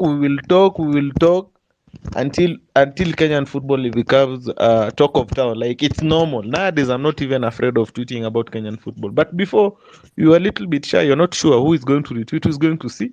But I'm very much comfortable. I keep on hyping players here on Twitter. Me, by the way, funny enough, I never bash players. Kama ligi ijaanza, mi huwa nakasirika tu kama ligi imeanza na player anafanya upuzi. Unaona? But for now, I'm keeping up with the league before it starts. 23 days to the league to start. The players, the fans, the coaches, we are in fraud. We are putting a fraud alert. And tomorrow we are adding 2 more coaches. Palms are most likely. How do you? Na kuget trust, by the way. Your banter, your conversation is great for a mature league, okay? And that's where you're trying to get us, okay?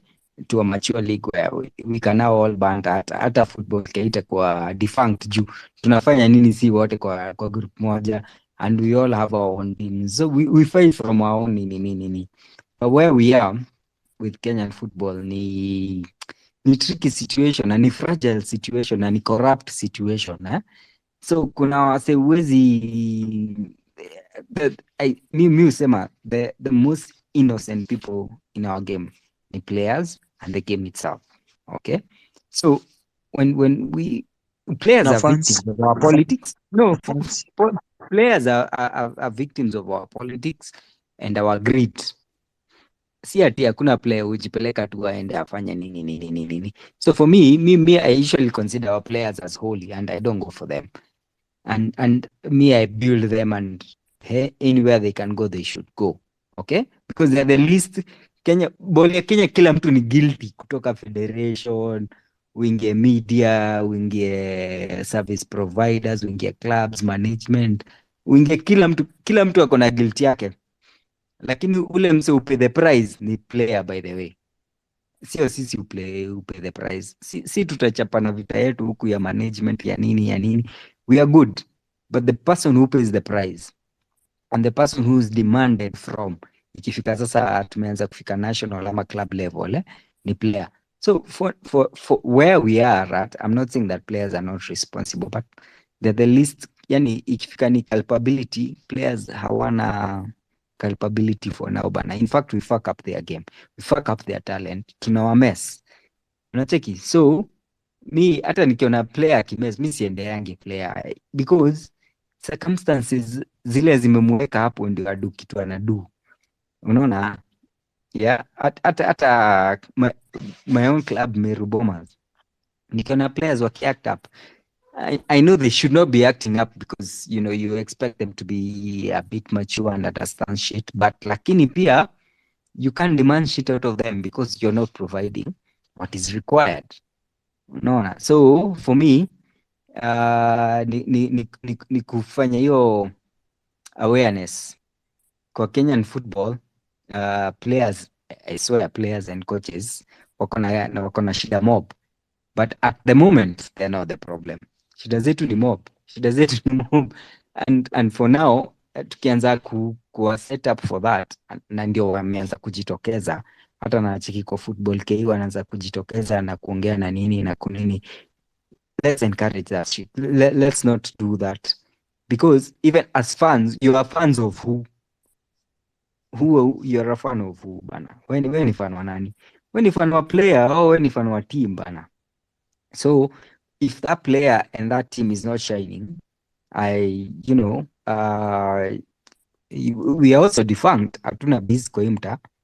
So for me, si ati najaribu kuimpose or anything, ni kumekio hiyo nini, like at some point in the evolution of every story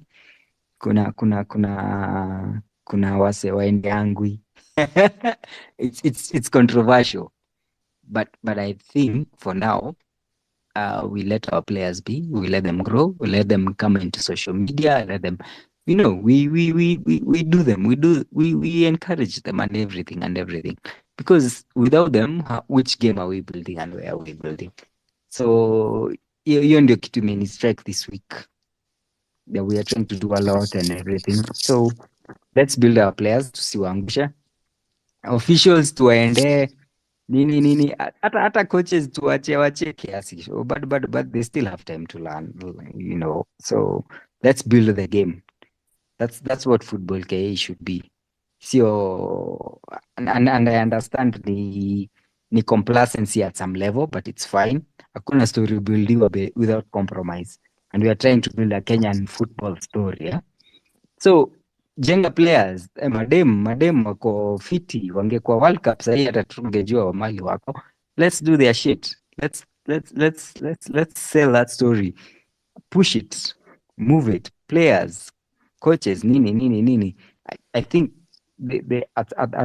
at this point there should be sacred cows, eh? Kila story kuna sacred cows, kuna wase huwezi endea.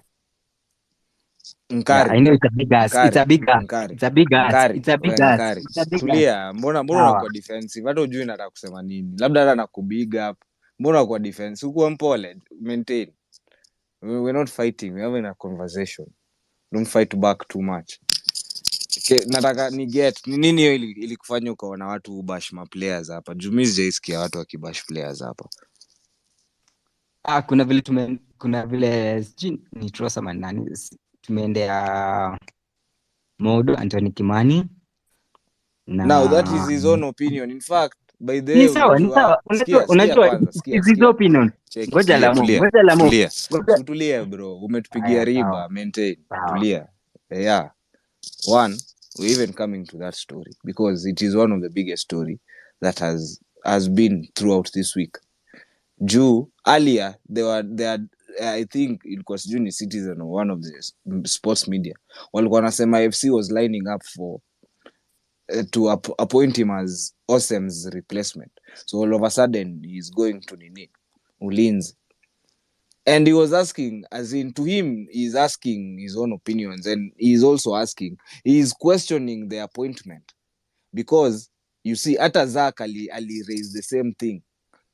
Because where Ulinzi is, Ulinzi na police hakuna difference. The difference is probably smaller because labda police wako na more sponsors than nini. But you see, the consistent is they are all government institutions. So if hii iko na budget, ingine iko na budget. So if police can sign people all over the country and very good people and one of the most talented players in the league, we expect Ulinzi to do the same. So if we expect police to win the league, we also expect Ulinzi to do the same. So what Tross was saying is, huyo Modo amekuja, alitoka Bandari, ni nini alifanya Bandari. To him hakuona kitu alifanya Bandari, so wamekuja ulinzi, he will be on the spotlight because ameupgrade, so objectives imeupgrade, so for him ni expectations zake ameweka pale juu, and that is exactly what he was questioning. Ndo maana alisema he is on the fraud list. Unaona, hajaanza kumuita fraud, he is on the fraud list. So unacheki Lamo, you know, ball yetu is a very sensitive area, and I'm not Wewe ndo excusing anyone. msensitive, wewe ndio Sio msensitive, mimi sensitive, mimi wewe ndio nimedubiz msensitive. kiza bro, Bro, mimi bola nimedubiz inanga kiza. banta ya bola inanga Bola the limit, banda ya bola inanga haina banda ya limit. bola inanga banda ya bola inanga, lakini ball yetu Bro, ni Nikari, ball yetu. Nikari, Ngojeni wacha sikia, nimalize bro. sikia, ungekuwa focused hivi na Meru Bombers, hatungekuwa hapa tunatafutia Meru Bombers sponsor by the way. Ungekuwa unapatia Bombers hizi ideas, hatungekuwa hapa tunatafutia Meru Bombers nini. Sikuja hapa kutuambia wewe ni kama umeanza kulipwa na FKF. Vile umeanza kuongea vitu siku zingine tunakuanga na fit. But saa hii ungekuwa hivi na hizi idea huko Meru Bombers, sahii hatungekuwa tunatafutia Meru Bombers mtu wa kununua. But usijali bro, nilikwambia nanunua Meru Bombers. Kuna cheki yangu na ngoja ya jackpot. Usijali. Nieke hiyo team. Wacha ikam. By the way, unajua mimi hata sina affiliation na FKF or anyone in FKF. Nimekuwa kwa club management and everything, na club management ni hard lakini vile mimi usema hiyo experience yangu yote kitu nilidiscover Kenyan football, the problem is a story. Okay, so kinanga niki hype up the guys who are telling the story about Kenyan football, you know, the guys who are writing the stories, the guys who are doing the shows about Kenyan football and everything ni because uko nje tuko by tuko negative. Me keep, and it is always the thing I go out with that si tuko converted, but 95% of Kenya is not. And hata Meru Bombers bana, ideas zilikuwa na kila kitu bana, and we did that shit, but you realize the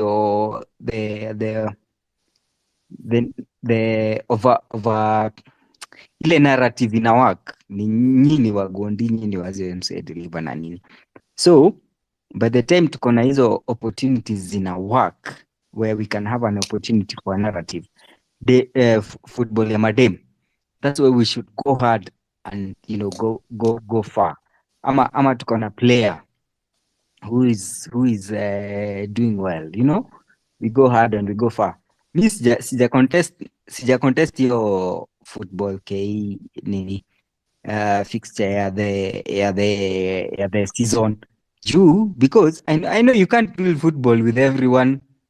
Ball hawezi build na everyone bana, hata EPL bana, you don't build it with Ngari, you are everyone. all over. Tell me the coach that I bashed that doesn't deserve to be bashed, and I'll give you a reason. Just be direct. Sisemi okay, unacheki of course ulibash modo, unacheki nimeona umeanza kuendea akina Muguna na nini. It is okay Let me tell you. Hold on. Let me. Skiza bro, the justification, I'm not saying there's no justification for that. There is, and ikifika ni paperwork, you will defeat me 9-0. Lakini I'm just saying where football is hatujafika hapo where we can be objective and analytical and everything. No. Skiza bro. Listen, Kari, we are living in a generation where I wake up, I can watch United stand. I wake up, I can watch Esperance de Tunis coming in a stadium with a power so in a CAF Champions League match. I wake up in a situation whereby when Simba loses, nobody is going to get out of the stadium. When Yanga gets a draw in CAF Confederation Cup, fans will cry. When KCCA doesn't qualify, they remember they're not going to sell their players to Algeria to Impact Montreal. I'm living in that generation. I'm not living in a generation of trying to sympathize with anybody that is doing shoddy work. That's why I'm saying there's no way Modo, he went to internship at FC Leopards. That's an equivalent of somebody going for internship at NSSF, then gets his first job at IGAD, then gets another promotion, resigns at IGAD, goes direct to United Nations, and then tells me I Kanyaga cannot Lisa. deliver on my objective because I'm still young. You're still young. How?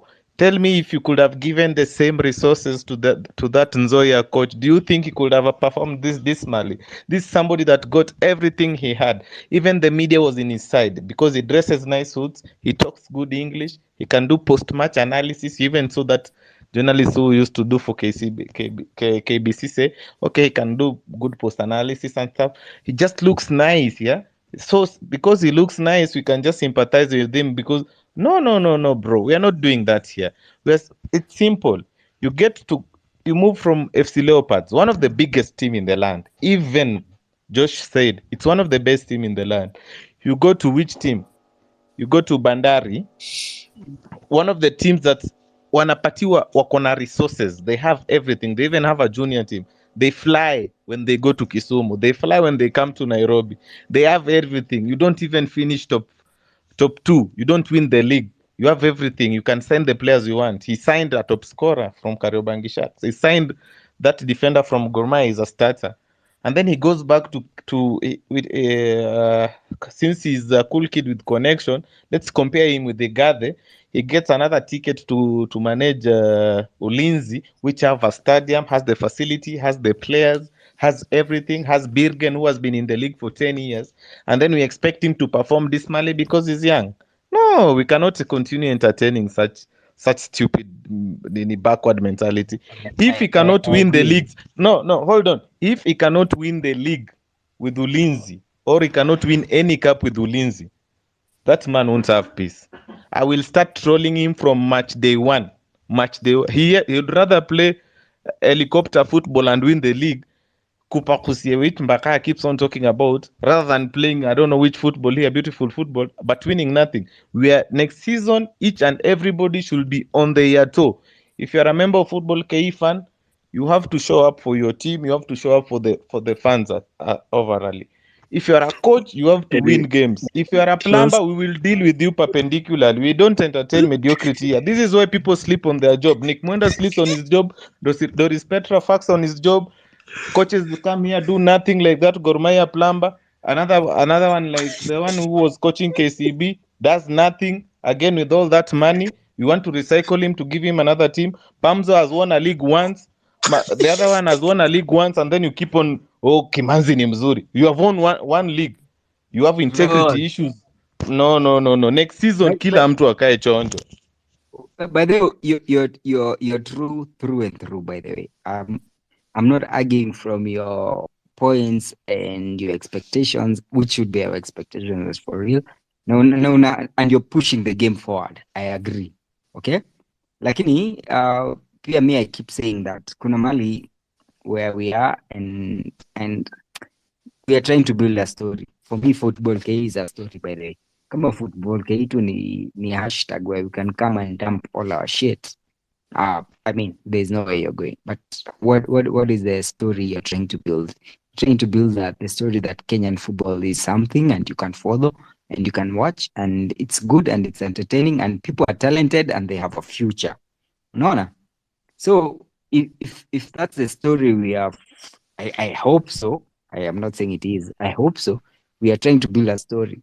But then bila kubuild story hakuna mali tunaenda. You have to build a story. Ngari, you follow Sikiza, Football ngoja KE by we wacha. no. Umeongea Ngari, you sana. want to get away with a lot. You follow Football KE on that WhatsApp group. There's a travel guide, Yeah. there's a Yeah. fan organization, there's everything. That's Mm. already everything has been organized Yeah. simultaneously for somebody who See, wants to actually, love football. And we are ambassadors I've of the game. subscribed. I've Siko, subscribed.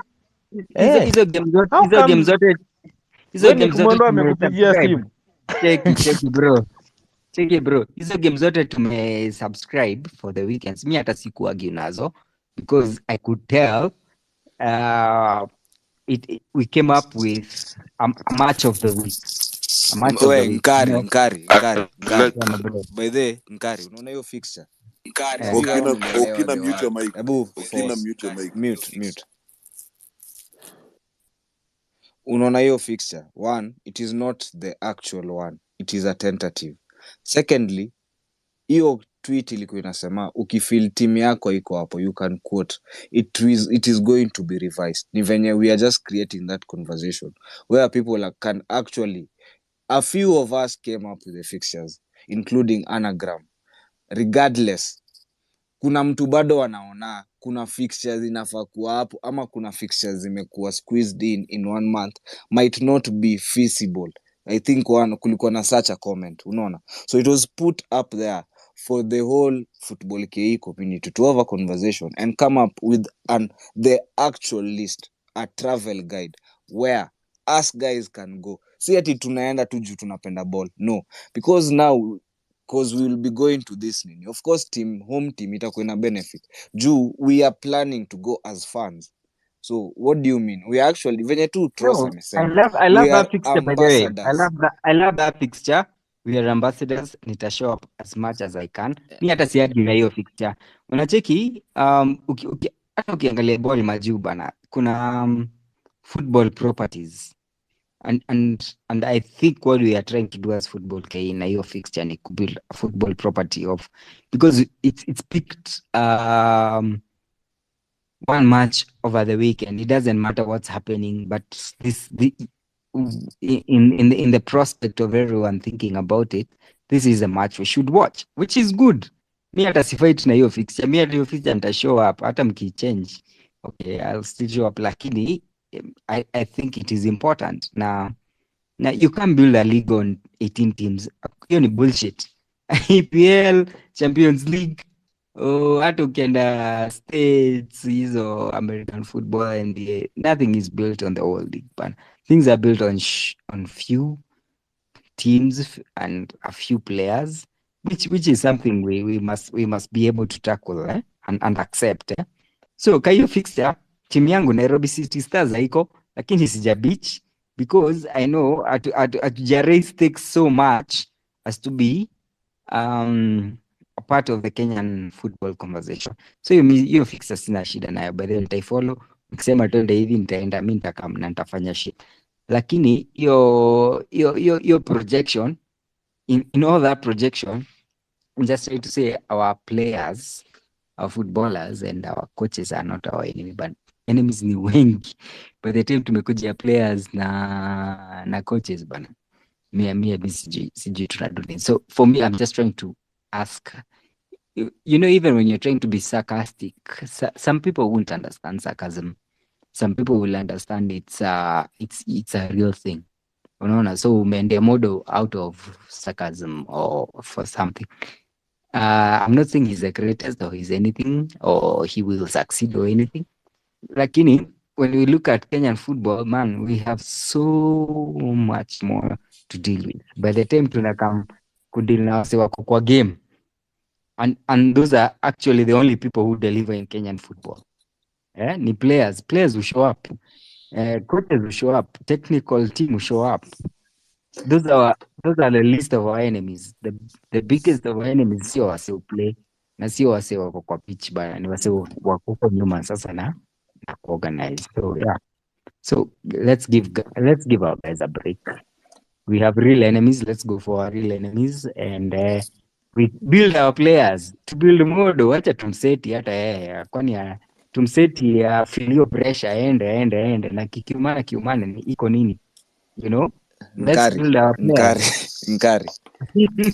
You've fought for this positivity so much, and funny thing, when time story yake ili break when alikuwa anatoka Bandari, I was saying, you see, it is actually a good thing for Kenya that we have, I know he's not young, but he's like the second generation after akina Ziko, akina nani, wazae.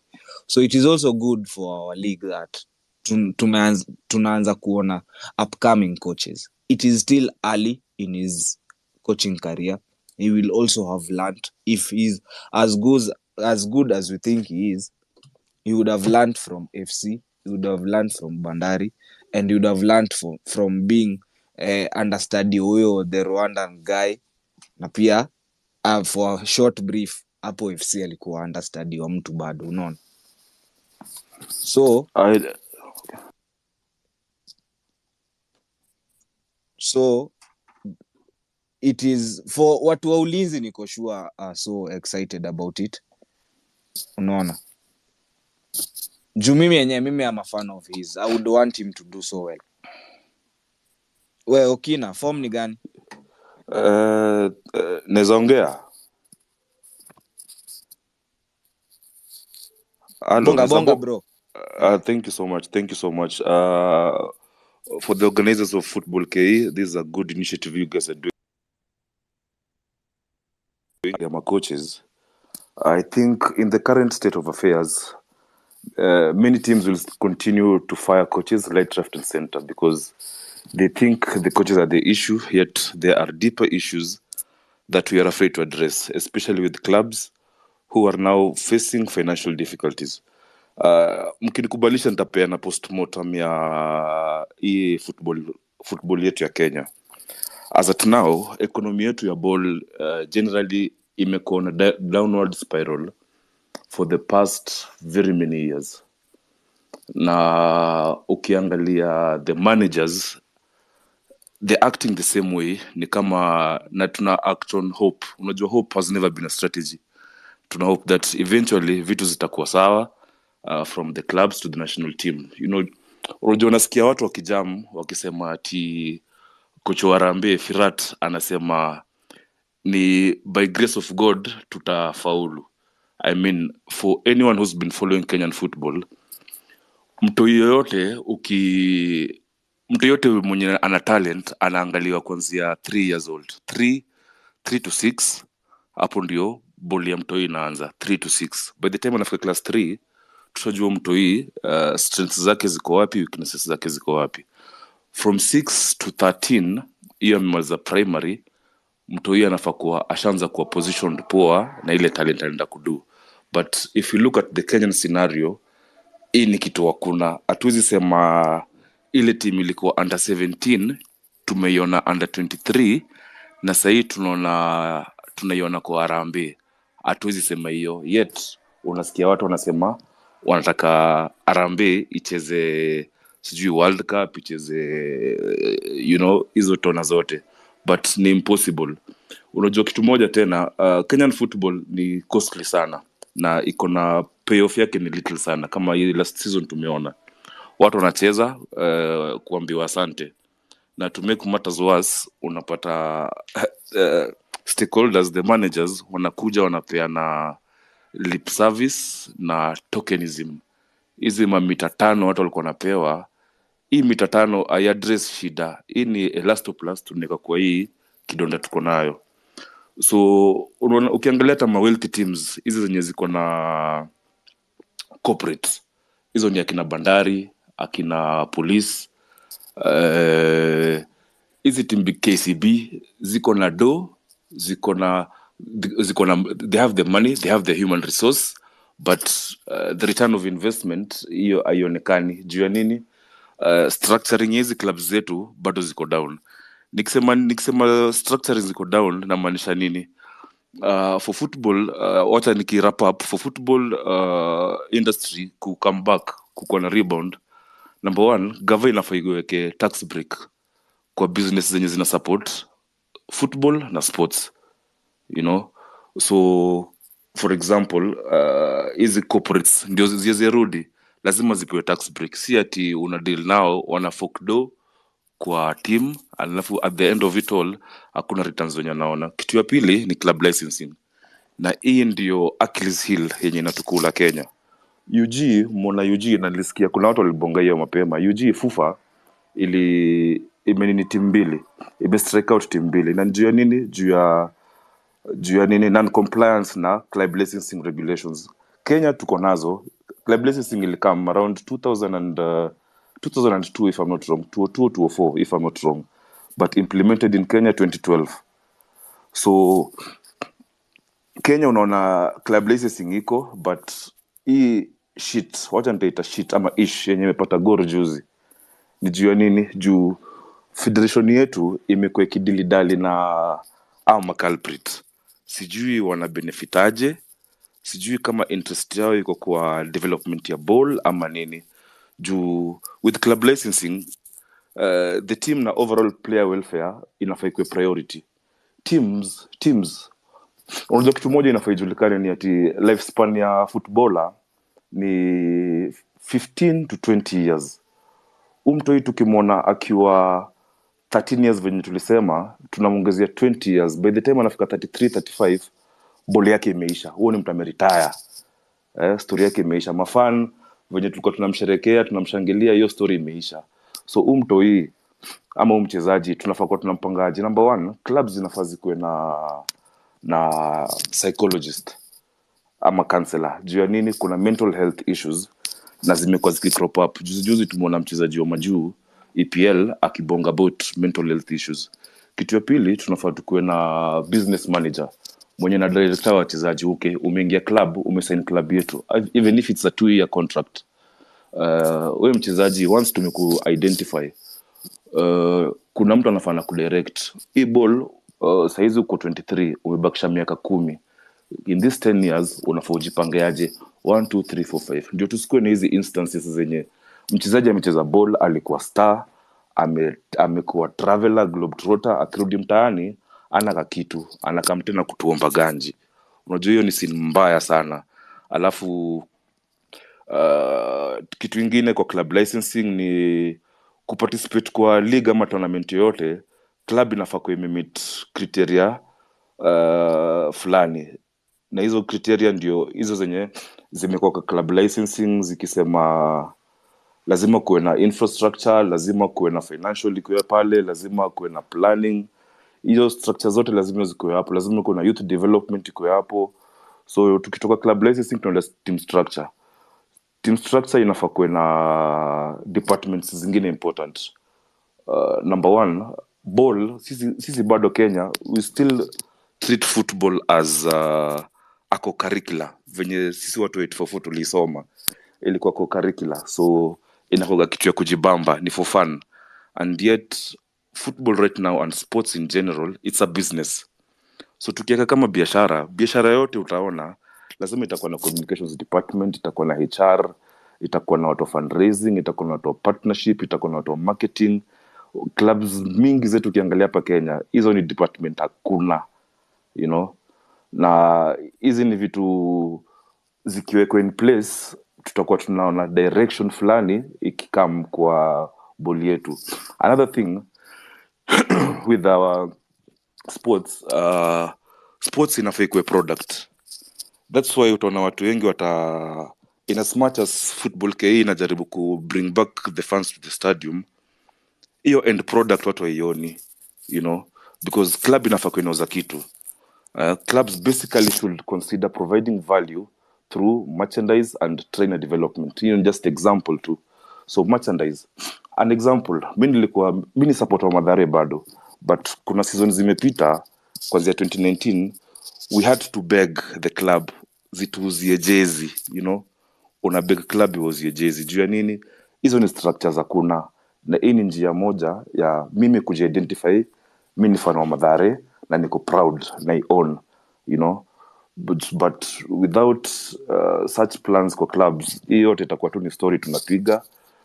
Mike atakuwa anajaribu kutengeneza samples za kits venye anajaribu, but bila proper planning. Unajua majuu ukiangalia clubs, deals ya clubs na kit makers, unapataga ni club out of every sales wanaoga na percentage fulani ya sales zenye goes back to the club.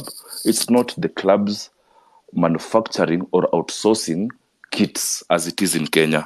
In Kenya, kits na merchandise ni biashara ya neck ama watu fulani kwa hizo ofisi. So hao ndio wanajua wataenda China, wazi outsource, wakuje hapa, wakae kwa boardroom, wapige hesabu yao, watu weke bei yenye make sense na quality, bei yenye make sense na make sense na fan base venye wanataka, demands za fan base.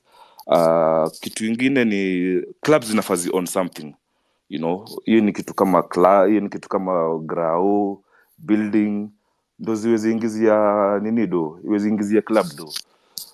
Apart from tickets za nini, za match, the biggest revenue earner for a club is supposed to be the football player in terms of transfers. Ukiangalia hapa nje, akina Mbappe, zile transfer fees zenye wanapigwa, my friend, ni do mingi hata kushinda yenye IMF inapatia Kenya kama gava. But since bado tunaona ball ni kama co-curricular, si kitu ya si bizna, structures zetu, thinking yetu bado is in making it or seeing it as a part-time thing. Second last ni clubs zinafaa participate kwa CSR, because kwa CSR, ukianza CSR hiyo inakusaidia ku create awareness on some issues. Inaweza kuwa ni story ya environment, inaweza kuwa ni story ya menstrual health, inaweza kuwa ni story ya mental health, inaweza kuwa ni story ya njaa venye iko Kenya, you know. So itafuti CSR iji align nayo, hiyo inasaidia pande ya awareness. Ya mwisho na very important ni transparency. Kila club inafaa kuwa na audited accounts, na nikisema audited accounts ni audited accounts origi. Kuna space fulani last time kulikuwa na accountant alikuwa na bonga about audited accounts za Ingwe, na akisema venye figures zingine on the face of it zinakaa sawa, but ukianza kuzitoothpick ndo unakam kugundua kuna vitu as make sense. Ini audit book imekuwa tu curated for the purposes of an AGM. So bila audit, bila transparency, hizi club zote tu itakuwa tu ni uongo tunadu. Na pia tunafaa tujue community groups, privately owned clubs zote zinafaa kuwa subjected to nini, the same rules. I think for now hizo ndo vitu naweza sema, na nikimalizia naweza sema na kizungu, unajua mtoi akiwa na njaa, a child who is hungry cannot be expected to perform well in school. And the same rule holds true for football players. Even if we have the most gifted of players, they won't be able to perform to their maximum potential kama wapewe nini, the right environment. So in my opinion, the truth lies in the atmosphere in which our watu wana work, na hiyo atmosphere ikiwa imekuwa poa na stakeholders wote, ikiwa ni gava, ikiwa ni club management na wachezaji wote. Unajua as at now hawa watu wako in silos. Kitu Kefo inadu haiko related na vitu clubs inadu, haiko related na vitu federation inasema. Watu wako in silos. So mimi profession yangu, mimi ni wakili, but on the side I'm an agent. Na hii ni shida moja nimepata na clubs, especially pande ya welfare ya wachezaji. They don't treat players as assets. Hao wanawekea tu ni special purpose vehicles za kutumiwa kucheza CAF. Tunaenda CAF, tunataka wachezaji, tunakusign. Ile siku tuna lose out of favor na wewe tunakuchuja. Na I think with those very many remarks, Okay na. Okay. Thanks. Yes. Ina Hello? niaje. Poa got, nakusikia. Swali mbili. Ya kwanza ni players wagani umerepresent kama agent, na ya pili ni umefanya nini kama agent make sure players wenye umerepresent wana prosper na watumiki vibaya na wateseki according to you vile unaongea. Only two. So umeamua kuniweka kwa spotlight got. Spotlight, I'm asking you the Good, question. good. What a story end. It's not bad. It's not bad.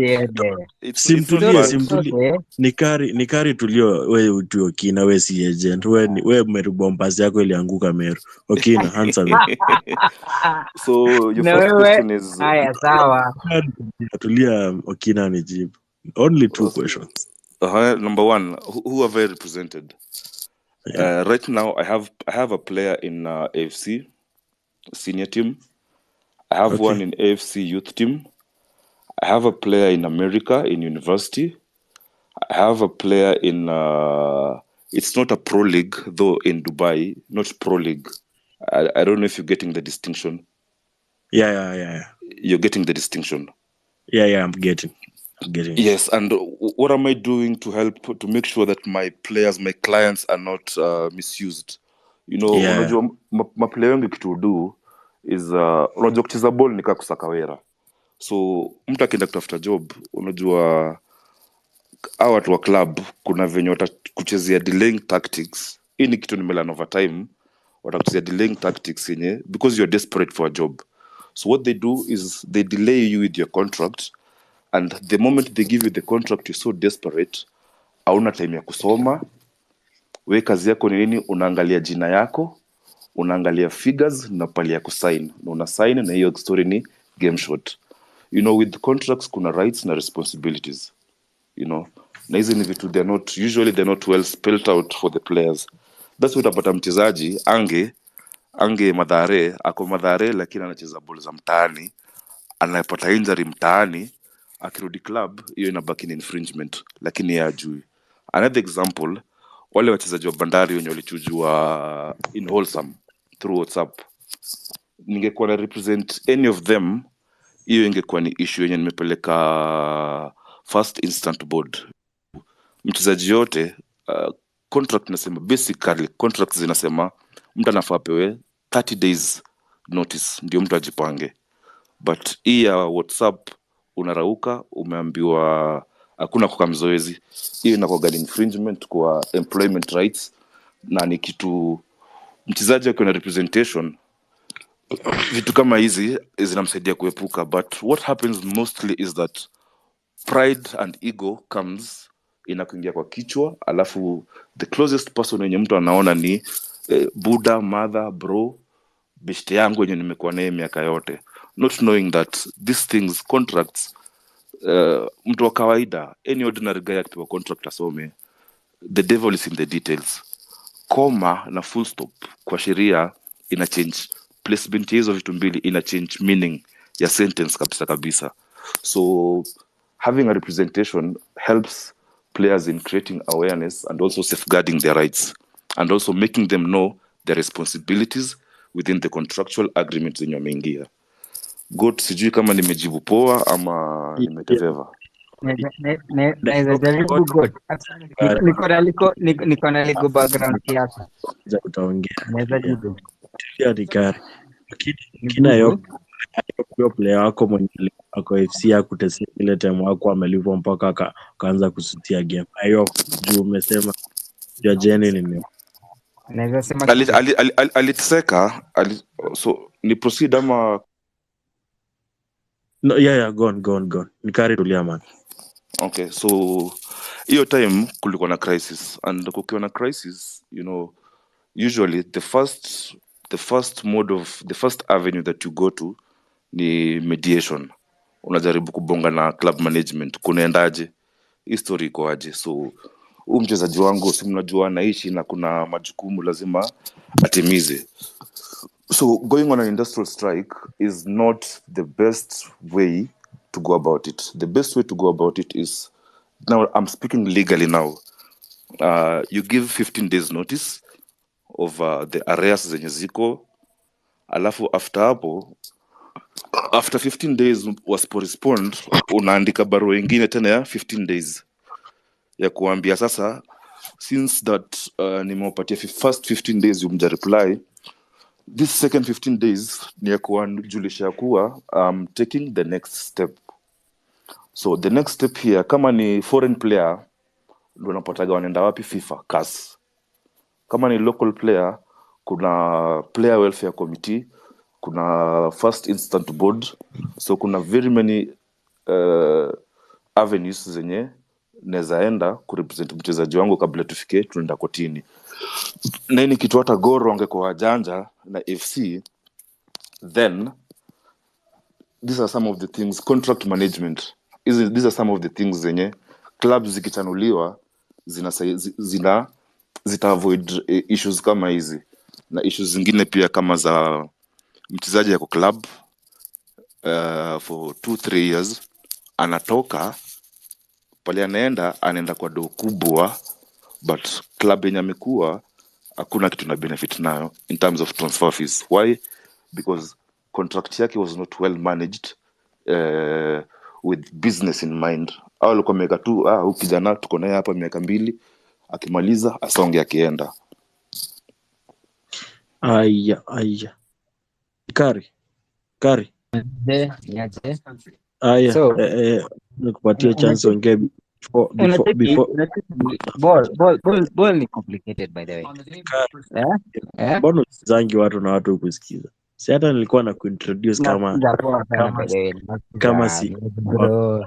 Compass. Haya, wacha you talk before we get to the CEO and the owner of Movita Youngsters. Tofik Balala is in the building. In fact, I want him to come after me. Unacheki, ball ni complicated industry. It's in a way uko kwa you're trading IP. You're trading people's intellectual property, na hiyo intellectual property yake ni talent yake, unaona? So it's a complicated industry. Na hatuwezi jifanya ati unakaa unaenda. It's a strict industry na iko na rules. Na ndio sababu we must be deliberate and we must be deliberate about what we do na hiyo investment. Ukiona wase wana kama mi tuna give up na club ni because the resources and the needs you need to get it to the where it needs to be and the players is important. Okay, so hatuwezi kuwa tu tuna hype tunafanya nini, but in the same way hatuwezi kuwa place tuna wase wame make it, wame endure all that long, wame practice. They might not have been the best out of their cohort, but they are the ones who endured to the end. Hao ndio walifika hapo mwisho, unaona?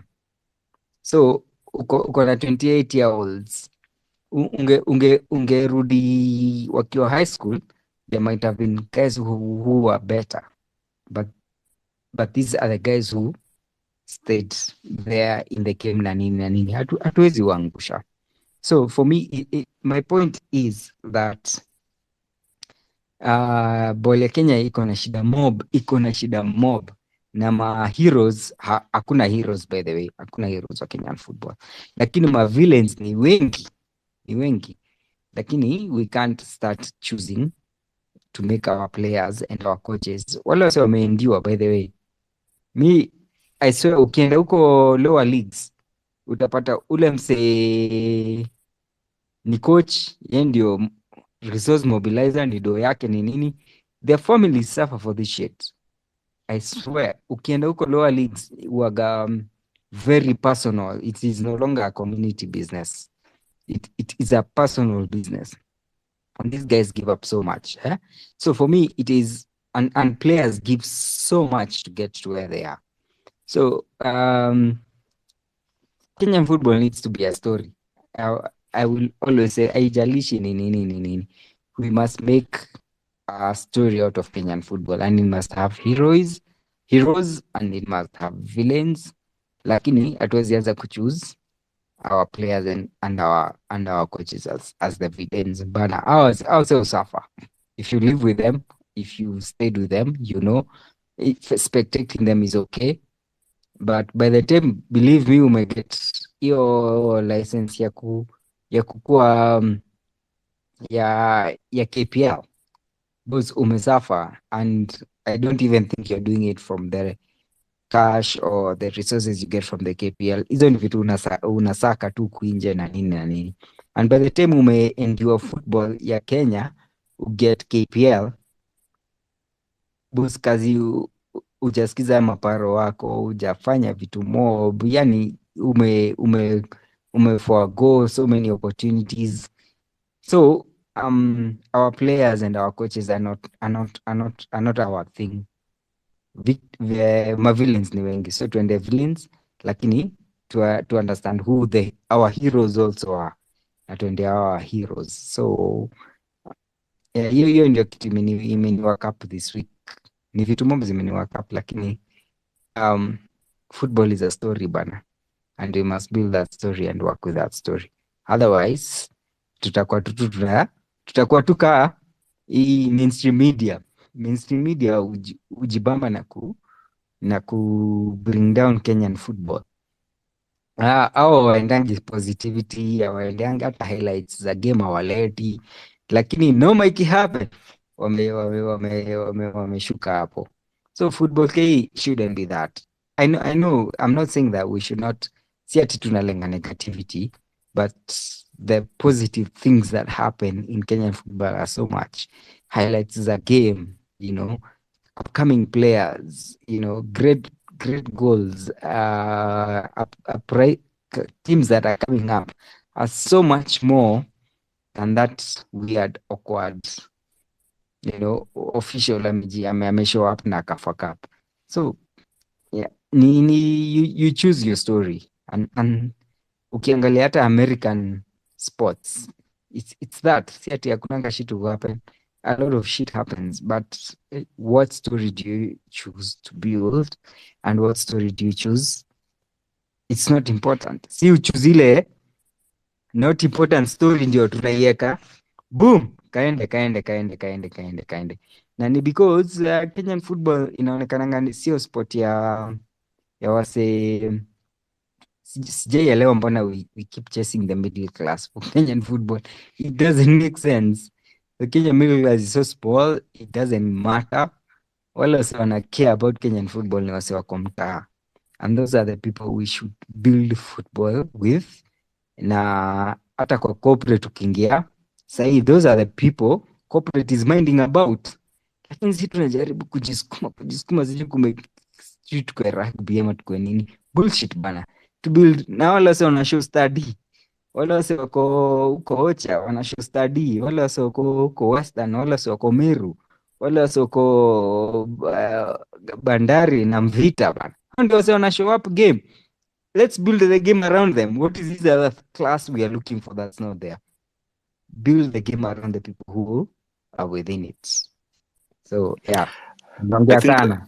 I think Nkari unaongea poa, lakini kuna point lilimake ati environment lazima ikuwe poa, na kuna matimu umetaja, ukienda Bandari uende Mvita kitu tafika na du Okina tafika kitu ya kwanza na du okay. Yes, I mean yeah. Nikari Aje. Sasa nasema kusikii, so that means uko recorded kwa space. Unaweza tu shuka hapo chini alafu nikupatie mic upande. Haya, sawa. Sawa, Kitago. So nilikuwa nasema kitu kinatofika na du na Bandari na du, kulingana na kitu Nkari amesema, ni environment yenye iko pale iko right. Nikisema environment iko right na maanisha nini? Na maanisha create environment right for who? For the fans. Juu football belongs to the fans. Na as at now, there are very many barriers between the players, the club executives and the fans. Hiyo ni ukweli tu tuseme. Juu ku access my executive ni shida. Mchezaji pale akikuona anaona ni kama either unaenda kumtoanisha ama vice versa. Kuna time Mathare mafano walikuwa nepo wachezaji. Juu ya nini? Ukiona fan hiyo time Mabicha anacheza. Ukiona fan anakamkutoanisha, hana fair, you know. So club is exist bila fan. Na kitu nimeona Tofiko amedu huko kwao, kitu ya kwanza ni wana communicate poa sana na mafano wao. Wako regular na wako transparent na communication yao. Listen to feedback. Hii ni kitu ukiangalia hata conversation zetu na hizi mateam kwa social media azikuagi legit, mingi zinakuwa tu straight jacket. Alafu ni content inafaa ikuwe engaging. Alafu kitu ya mwisho ni community. Football clubs zinafaa prioritize to build a sense of community among their fans. Na hii ni kitu utaona Kibra, utaona Kibra, utaona Bandari, utaona pale Tofika natoka. Ukienda grassroots sana ukienda grassroots, hii kitu iko pale na juu because of your ownership.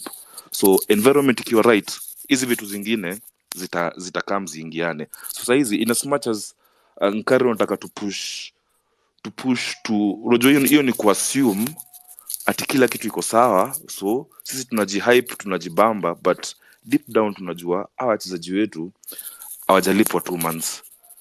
Tunajua hii club atujuagi home ground yake, away ground atujuagi home ground yake ni gani, such that tunaweza panga tours zetu, because leo watacheza Kasa, kesho watacheza Nyayo, next week but one wacheze waende Macha, you know. Bila that consistency inakuwa hard sana kufanya nini, kuanza ku hype hii game venye inafaa. So lazima tuwashe moto kwa federation lazima tuwashe moto kwa hao ma-executive wote mpaka kieleweke ni nini tunataka. Juu si tunataka product, na hii product tunataka inafaa ikuwe 360 ni wholesome.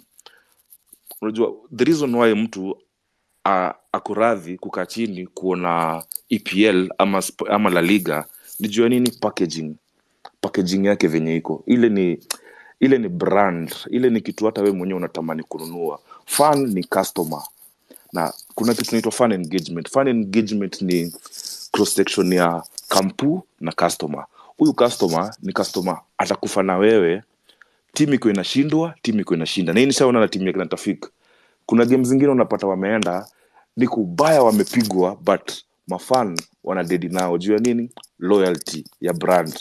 So bila loyalty ya brand, hiyo kitu Nkari unajaribu kusema, tujaribu kupush, sisi mafan ndo tutaumia kama kawaida. Si ndio tutakuwa tunaumia juu na spend do yangu nimetravel, but then complacency ya management na mediocrity yenye iko pale ndani kwa federation na history yote inafanya I'm not getting what I ought to be getting. So I'd rather nikae chini nione La Liga, I'd rather watu wengine I'd rather wakae chini waone nini, waone EPL, not knowing hizi mateam wakijipackage poa, fun experience kuanzia stadium. Nikiingia pale ni mavuvuzela ni manini zinauzwa pale, niko na mtoi. Siku hizi hata kutafutia mtoi wangu jezi ni ngumu juu ya nini? Wale watu wakizifanya nini, wakizipiga order, wanapiga order large, extra large, XXL. Story ya mtoi hakuna. So ni mafan gani wako nao at the back of their head? I don't think it's us. They only have themselves and their pockets in mind. Thanks so much. Haya. Sapa tutaanza na nani hapa? Balala, habari yako? Tofik. Poa bro. Naona umepanda hapa uko aje, unataka kutuambia although space yako tuna schedule space yako na wewe the whole a day, yani kama ni Tuesday tuanze na wewe, but unaweza tupatia tu objections zako before hiyo siku yako ifike. Juu lazima tuna schedule kitu na wewe, tuko na story mingi za kuongea na wewe, tuambie the way forward, the way you think about the league, but that not tutaongea that other day. Hebu wacha tusikie submission yako kwa sasa. Sawa, asante boss. Najua leo nafikiri topic mnaongea kuhusu club licensing na hizo vitu. You know, I don't know everything, so we're listening to you guys, I learn a lot. So that's my, saa zingine unaona mimi naingia na wasikiza, kama naona kuna topic that I don't know about, I constantly want to learn. So hata kama hii ya club licensing, I just quietly hapo nataka kusikia tu, lakini naona umeniingiza kama speaker. But I'm learning a lot from you guys. Na nimegundua you guys love football. Na you're doing this out of your own initiative. It's a good sign. It means that you're passionate na mnapenda ball sana. However, you need to find a way to be recognized as major stakeholders katika the football industry, that you should not be ignored when FKF or even the government is making decisions to do with football. I know by law there must be stakeholder engagement in everything they do. Hata wakijenga stadium, when they come up with things like Talanta, everything must be, stakeholders must be involved. But I know they pick the stakeholders that they want, who are friendly to them. Then I think we should strategize to find a way of moving close and be recognized as stakeholders. I don't know how we can do it, but we have to figure out a way of doing it. Because mimi nilikuwa kwa serikali, I was the CEC in charge of various ministries kwenye the county of Mombasa for about 10 years. And I know that by law, before we do any budget or even before we do any development of anything, including stadiums, we have to involve the stakeholders. We put an ad in the paper, and any stakeholder comes. It's not us to choose which stakeholders. That's what the law says. So we must keep tab on every decisions that are made and every that the government wants to do. And if they ignore and they don't put an ad in the papers that stakeholders are invited, we can also go to court and put an injunction. We have to demand what is legally our right. That's my opinion. coming out of the topic, this club licensing, which I want to learn. So I want to just wait and listen to you guys until I learn exactly what it is. I've been doing a lot of reading to understand, because one day I hope that I will also manage a team in the Kenya Premier League, and that's actually what my end goal is. I've been having talks with several teams in the Premier League. One of them is Talanta. I've met with Talanta about a month ago, just before the season ended, when I was sure that they were not being relegated. When I found out that they were struggling financially, I gave an offer to them. They agreed to give me the team. Then, kumbe, there was complications between ownership of the team, the board, the chair, are actually at loggerheads with the government, because now the government, through CAS, is insisting that the team belongs to them, because they have a 3-year contract of 69 million from our Cheloba, CCK, but they are be given 23 million every year. They were given 23 million last year. They are going to get 23 million this year. So that is what is making them hold on to the team. Even though I told them that you can keep your 23 million, you leave me to find the sponsorship on my own. But I want to relocate the team to Mombasa, do a change of name. I had a meeting with Mikumendwa and also Barry Otieno. They told me they will assist me in change of name and everything if I do that, because I wanted to give a home to Talanta. Right now they don't have a home. That's why most of the teams don't have a fan base, because they don't have a home. They don't have a constituency. And I believe a team must have a constituency. So I've been negotiating, and we've reached a deadlock because of that. I've also tried to talk to Nairobi City Stars, because nimesikia pia wao wana struggle kidogo. I've also not made headway. They have refused to change the name and the location of the team. So, but of course I will soldier on, if not this season, next season. Because I would want to have a proper derby in Mombasa against Bandari when the time comes. The senator of Mombasa also had proposed that I become the chairman of Bandari at that time. I declined because I gave conditions. One of the conditions, I wanted Bandari to change their name to represent the people of Mombasa as opposed to represent the company that it represents. They were not ready, and so I declined to take the offer because these are values I believe in and things that I believe in. About 2-3 years ago, I gave a talk on the death of football and how we can change football. At that time, there were all the football fathers of Mombasa and the guys who have been in the game for so long. And nobody was willing to take that bold step to do the things that I had proposed that we need to do, marketing a football team. So I started the journey with a very small team called Vita Youngsters, who were not known by anybody. They were the littlest boys. If I send you pictures of them, they were very young and nobody knew them. So I started the journey with them, and now I can proudly say that they are the most popular team in Mombasa. They are known by everyone. They are more popular than Bandari. When we had a friendly against Bandari, we packed the Bandari ground, and 95% of the crowd were supporters of Vita Youngsters, yet we were playing in the home of Bandari. Bandari themselves admitted that they have never seen a crowd like that in any of even their Premier League games. And that was just to prove what I've been talking about, that I just wanted to put it into practice for them to realize that this thing is doable if we can just change a few things in the way we manage our football team. On another note, of course, maybe also we want to. I had somebody talking about also vuvuzelas.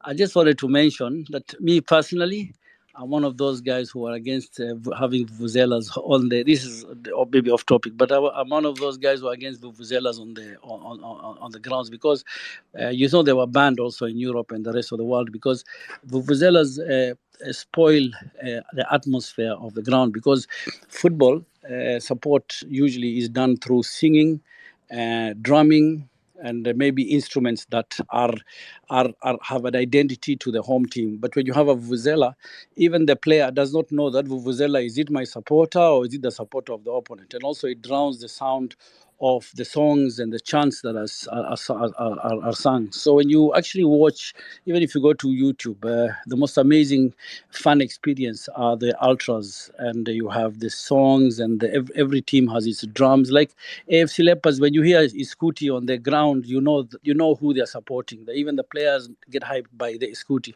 and so on and so forth. When you come to Mombasa, you have the we call them the Simbaropa drums and the trumpet. Then you know it's my home team. But when you have the vuvuzela, it drowns out But everything. Malala, So that's just my thought. That's my thought. You can argue about it, but I'm just saying that I've seen it on the pitch. Apart from that, Malala, before you go ahead, no, I'm actually closing. So nimemaliza. umemaliza. So Nimemaliza kabisa. on the vuvuzela, you guys can't change that. It has to come from the fans. By the way, we've succeeded. Nowadays, we hardly have it. You with time you will kill bado mtaua the culture of the fans na stadiums, cause unaona kama ultras till tufike hiyo point ya tuko na ultras zenye ziko influential enough for a game. Ultras ndo zo make such changes, so you have a conversation with the people leading the ultras, then hao ndo sasa wanakuja wana make hizo changes. But when it comes from up there, ndio for the first few games for us, for the first few games ita work, but kuendelea utaona kuna watu they won't like that atmosphere anymore, because that's our culture. No, that's South African culture. Si tumeiba huko. It's our African culture. It's not just South African culture. It's basically the only thing is you adopt na yenye natuwakia for us. Inakuwaga tu African ni culture yetu as yetu a boss general. ni skuti boss ya Waluya, tuna Kamba, kila mtu ana yake hapa. So we are No, different hata also. on the Isikuti, we haven't drowned it. We've incorporated the vuvuzela and the Isikuti with the Isikuti. We haven't drowned it. Kuna hiyo incorporation. So kuna zile vitu zenye ndio they might look like good ideas. You have to compare na Europe hata vuvuzela won't haitawaka huko. Unaona? So vitu zingine tu mufil ni inafaa kuwa ni generic from the fans. But anyway, hiyo ilikuwa tu ni it's pia an opinion on my end. Alafu I had a question for you. Actually, that needs a topic on its own, I think. Senior, one day we should just have a topic on that. Yeah. Yes. I have one question for you. I hope kuna mahali unafikiria kuvai for FKF president. Okay. So let me tell you about this FKF presidency. Yeah. Niaje. So, Dizo. Ngoja Nkari ngoja. Ni kari man. Malala gone. Watch. Okay, you first of all of us must understand how the elections take place, who votes, because FKF, the sitting guys, will always have an advantage over anyone. That's why it's hard to unseat them. They control everything. But they control the voting. They control the system. So what they Dizo, you don't set up people.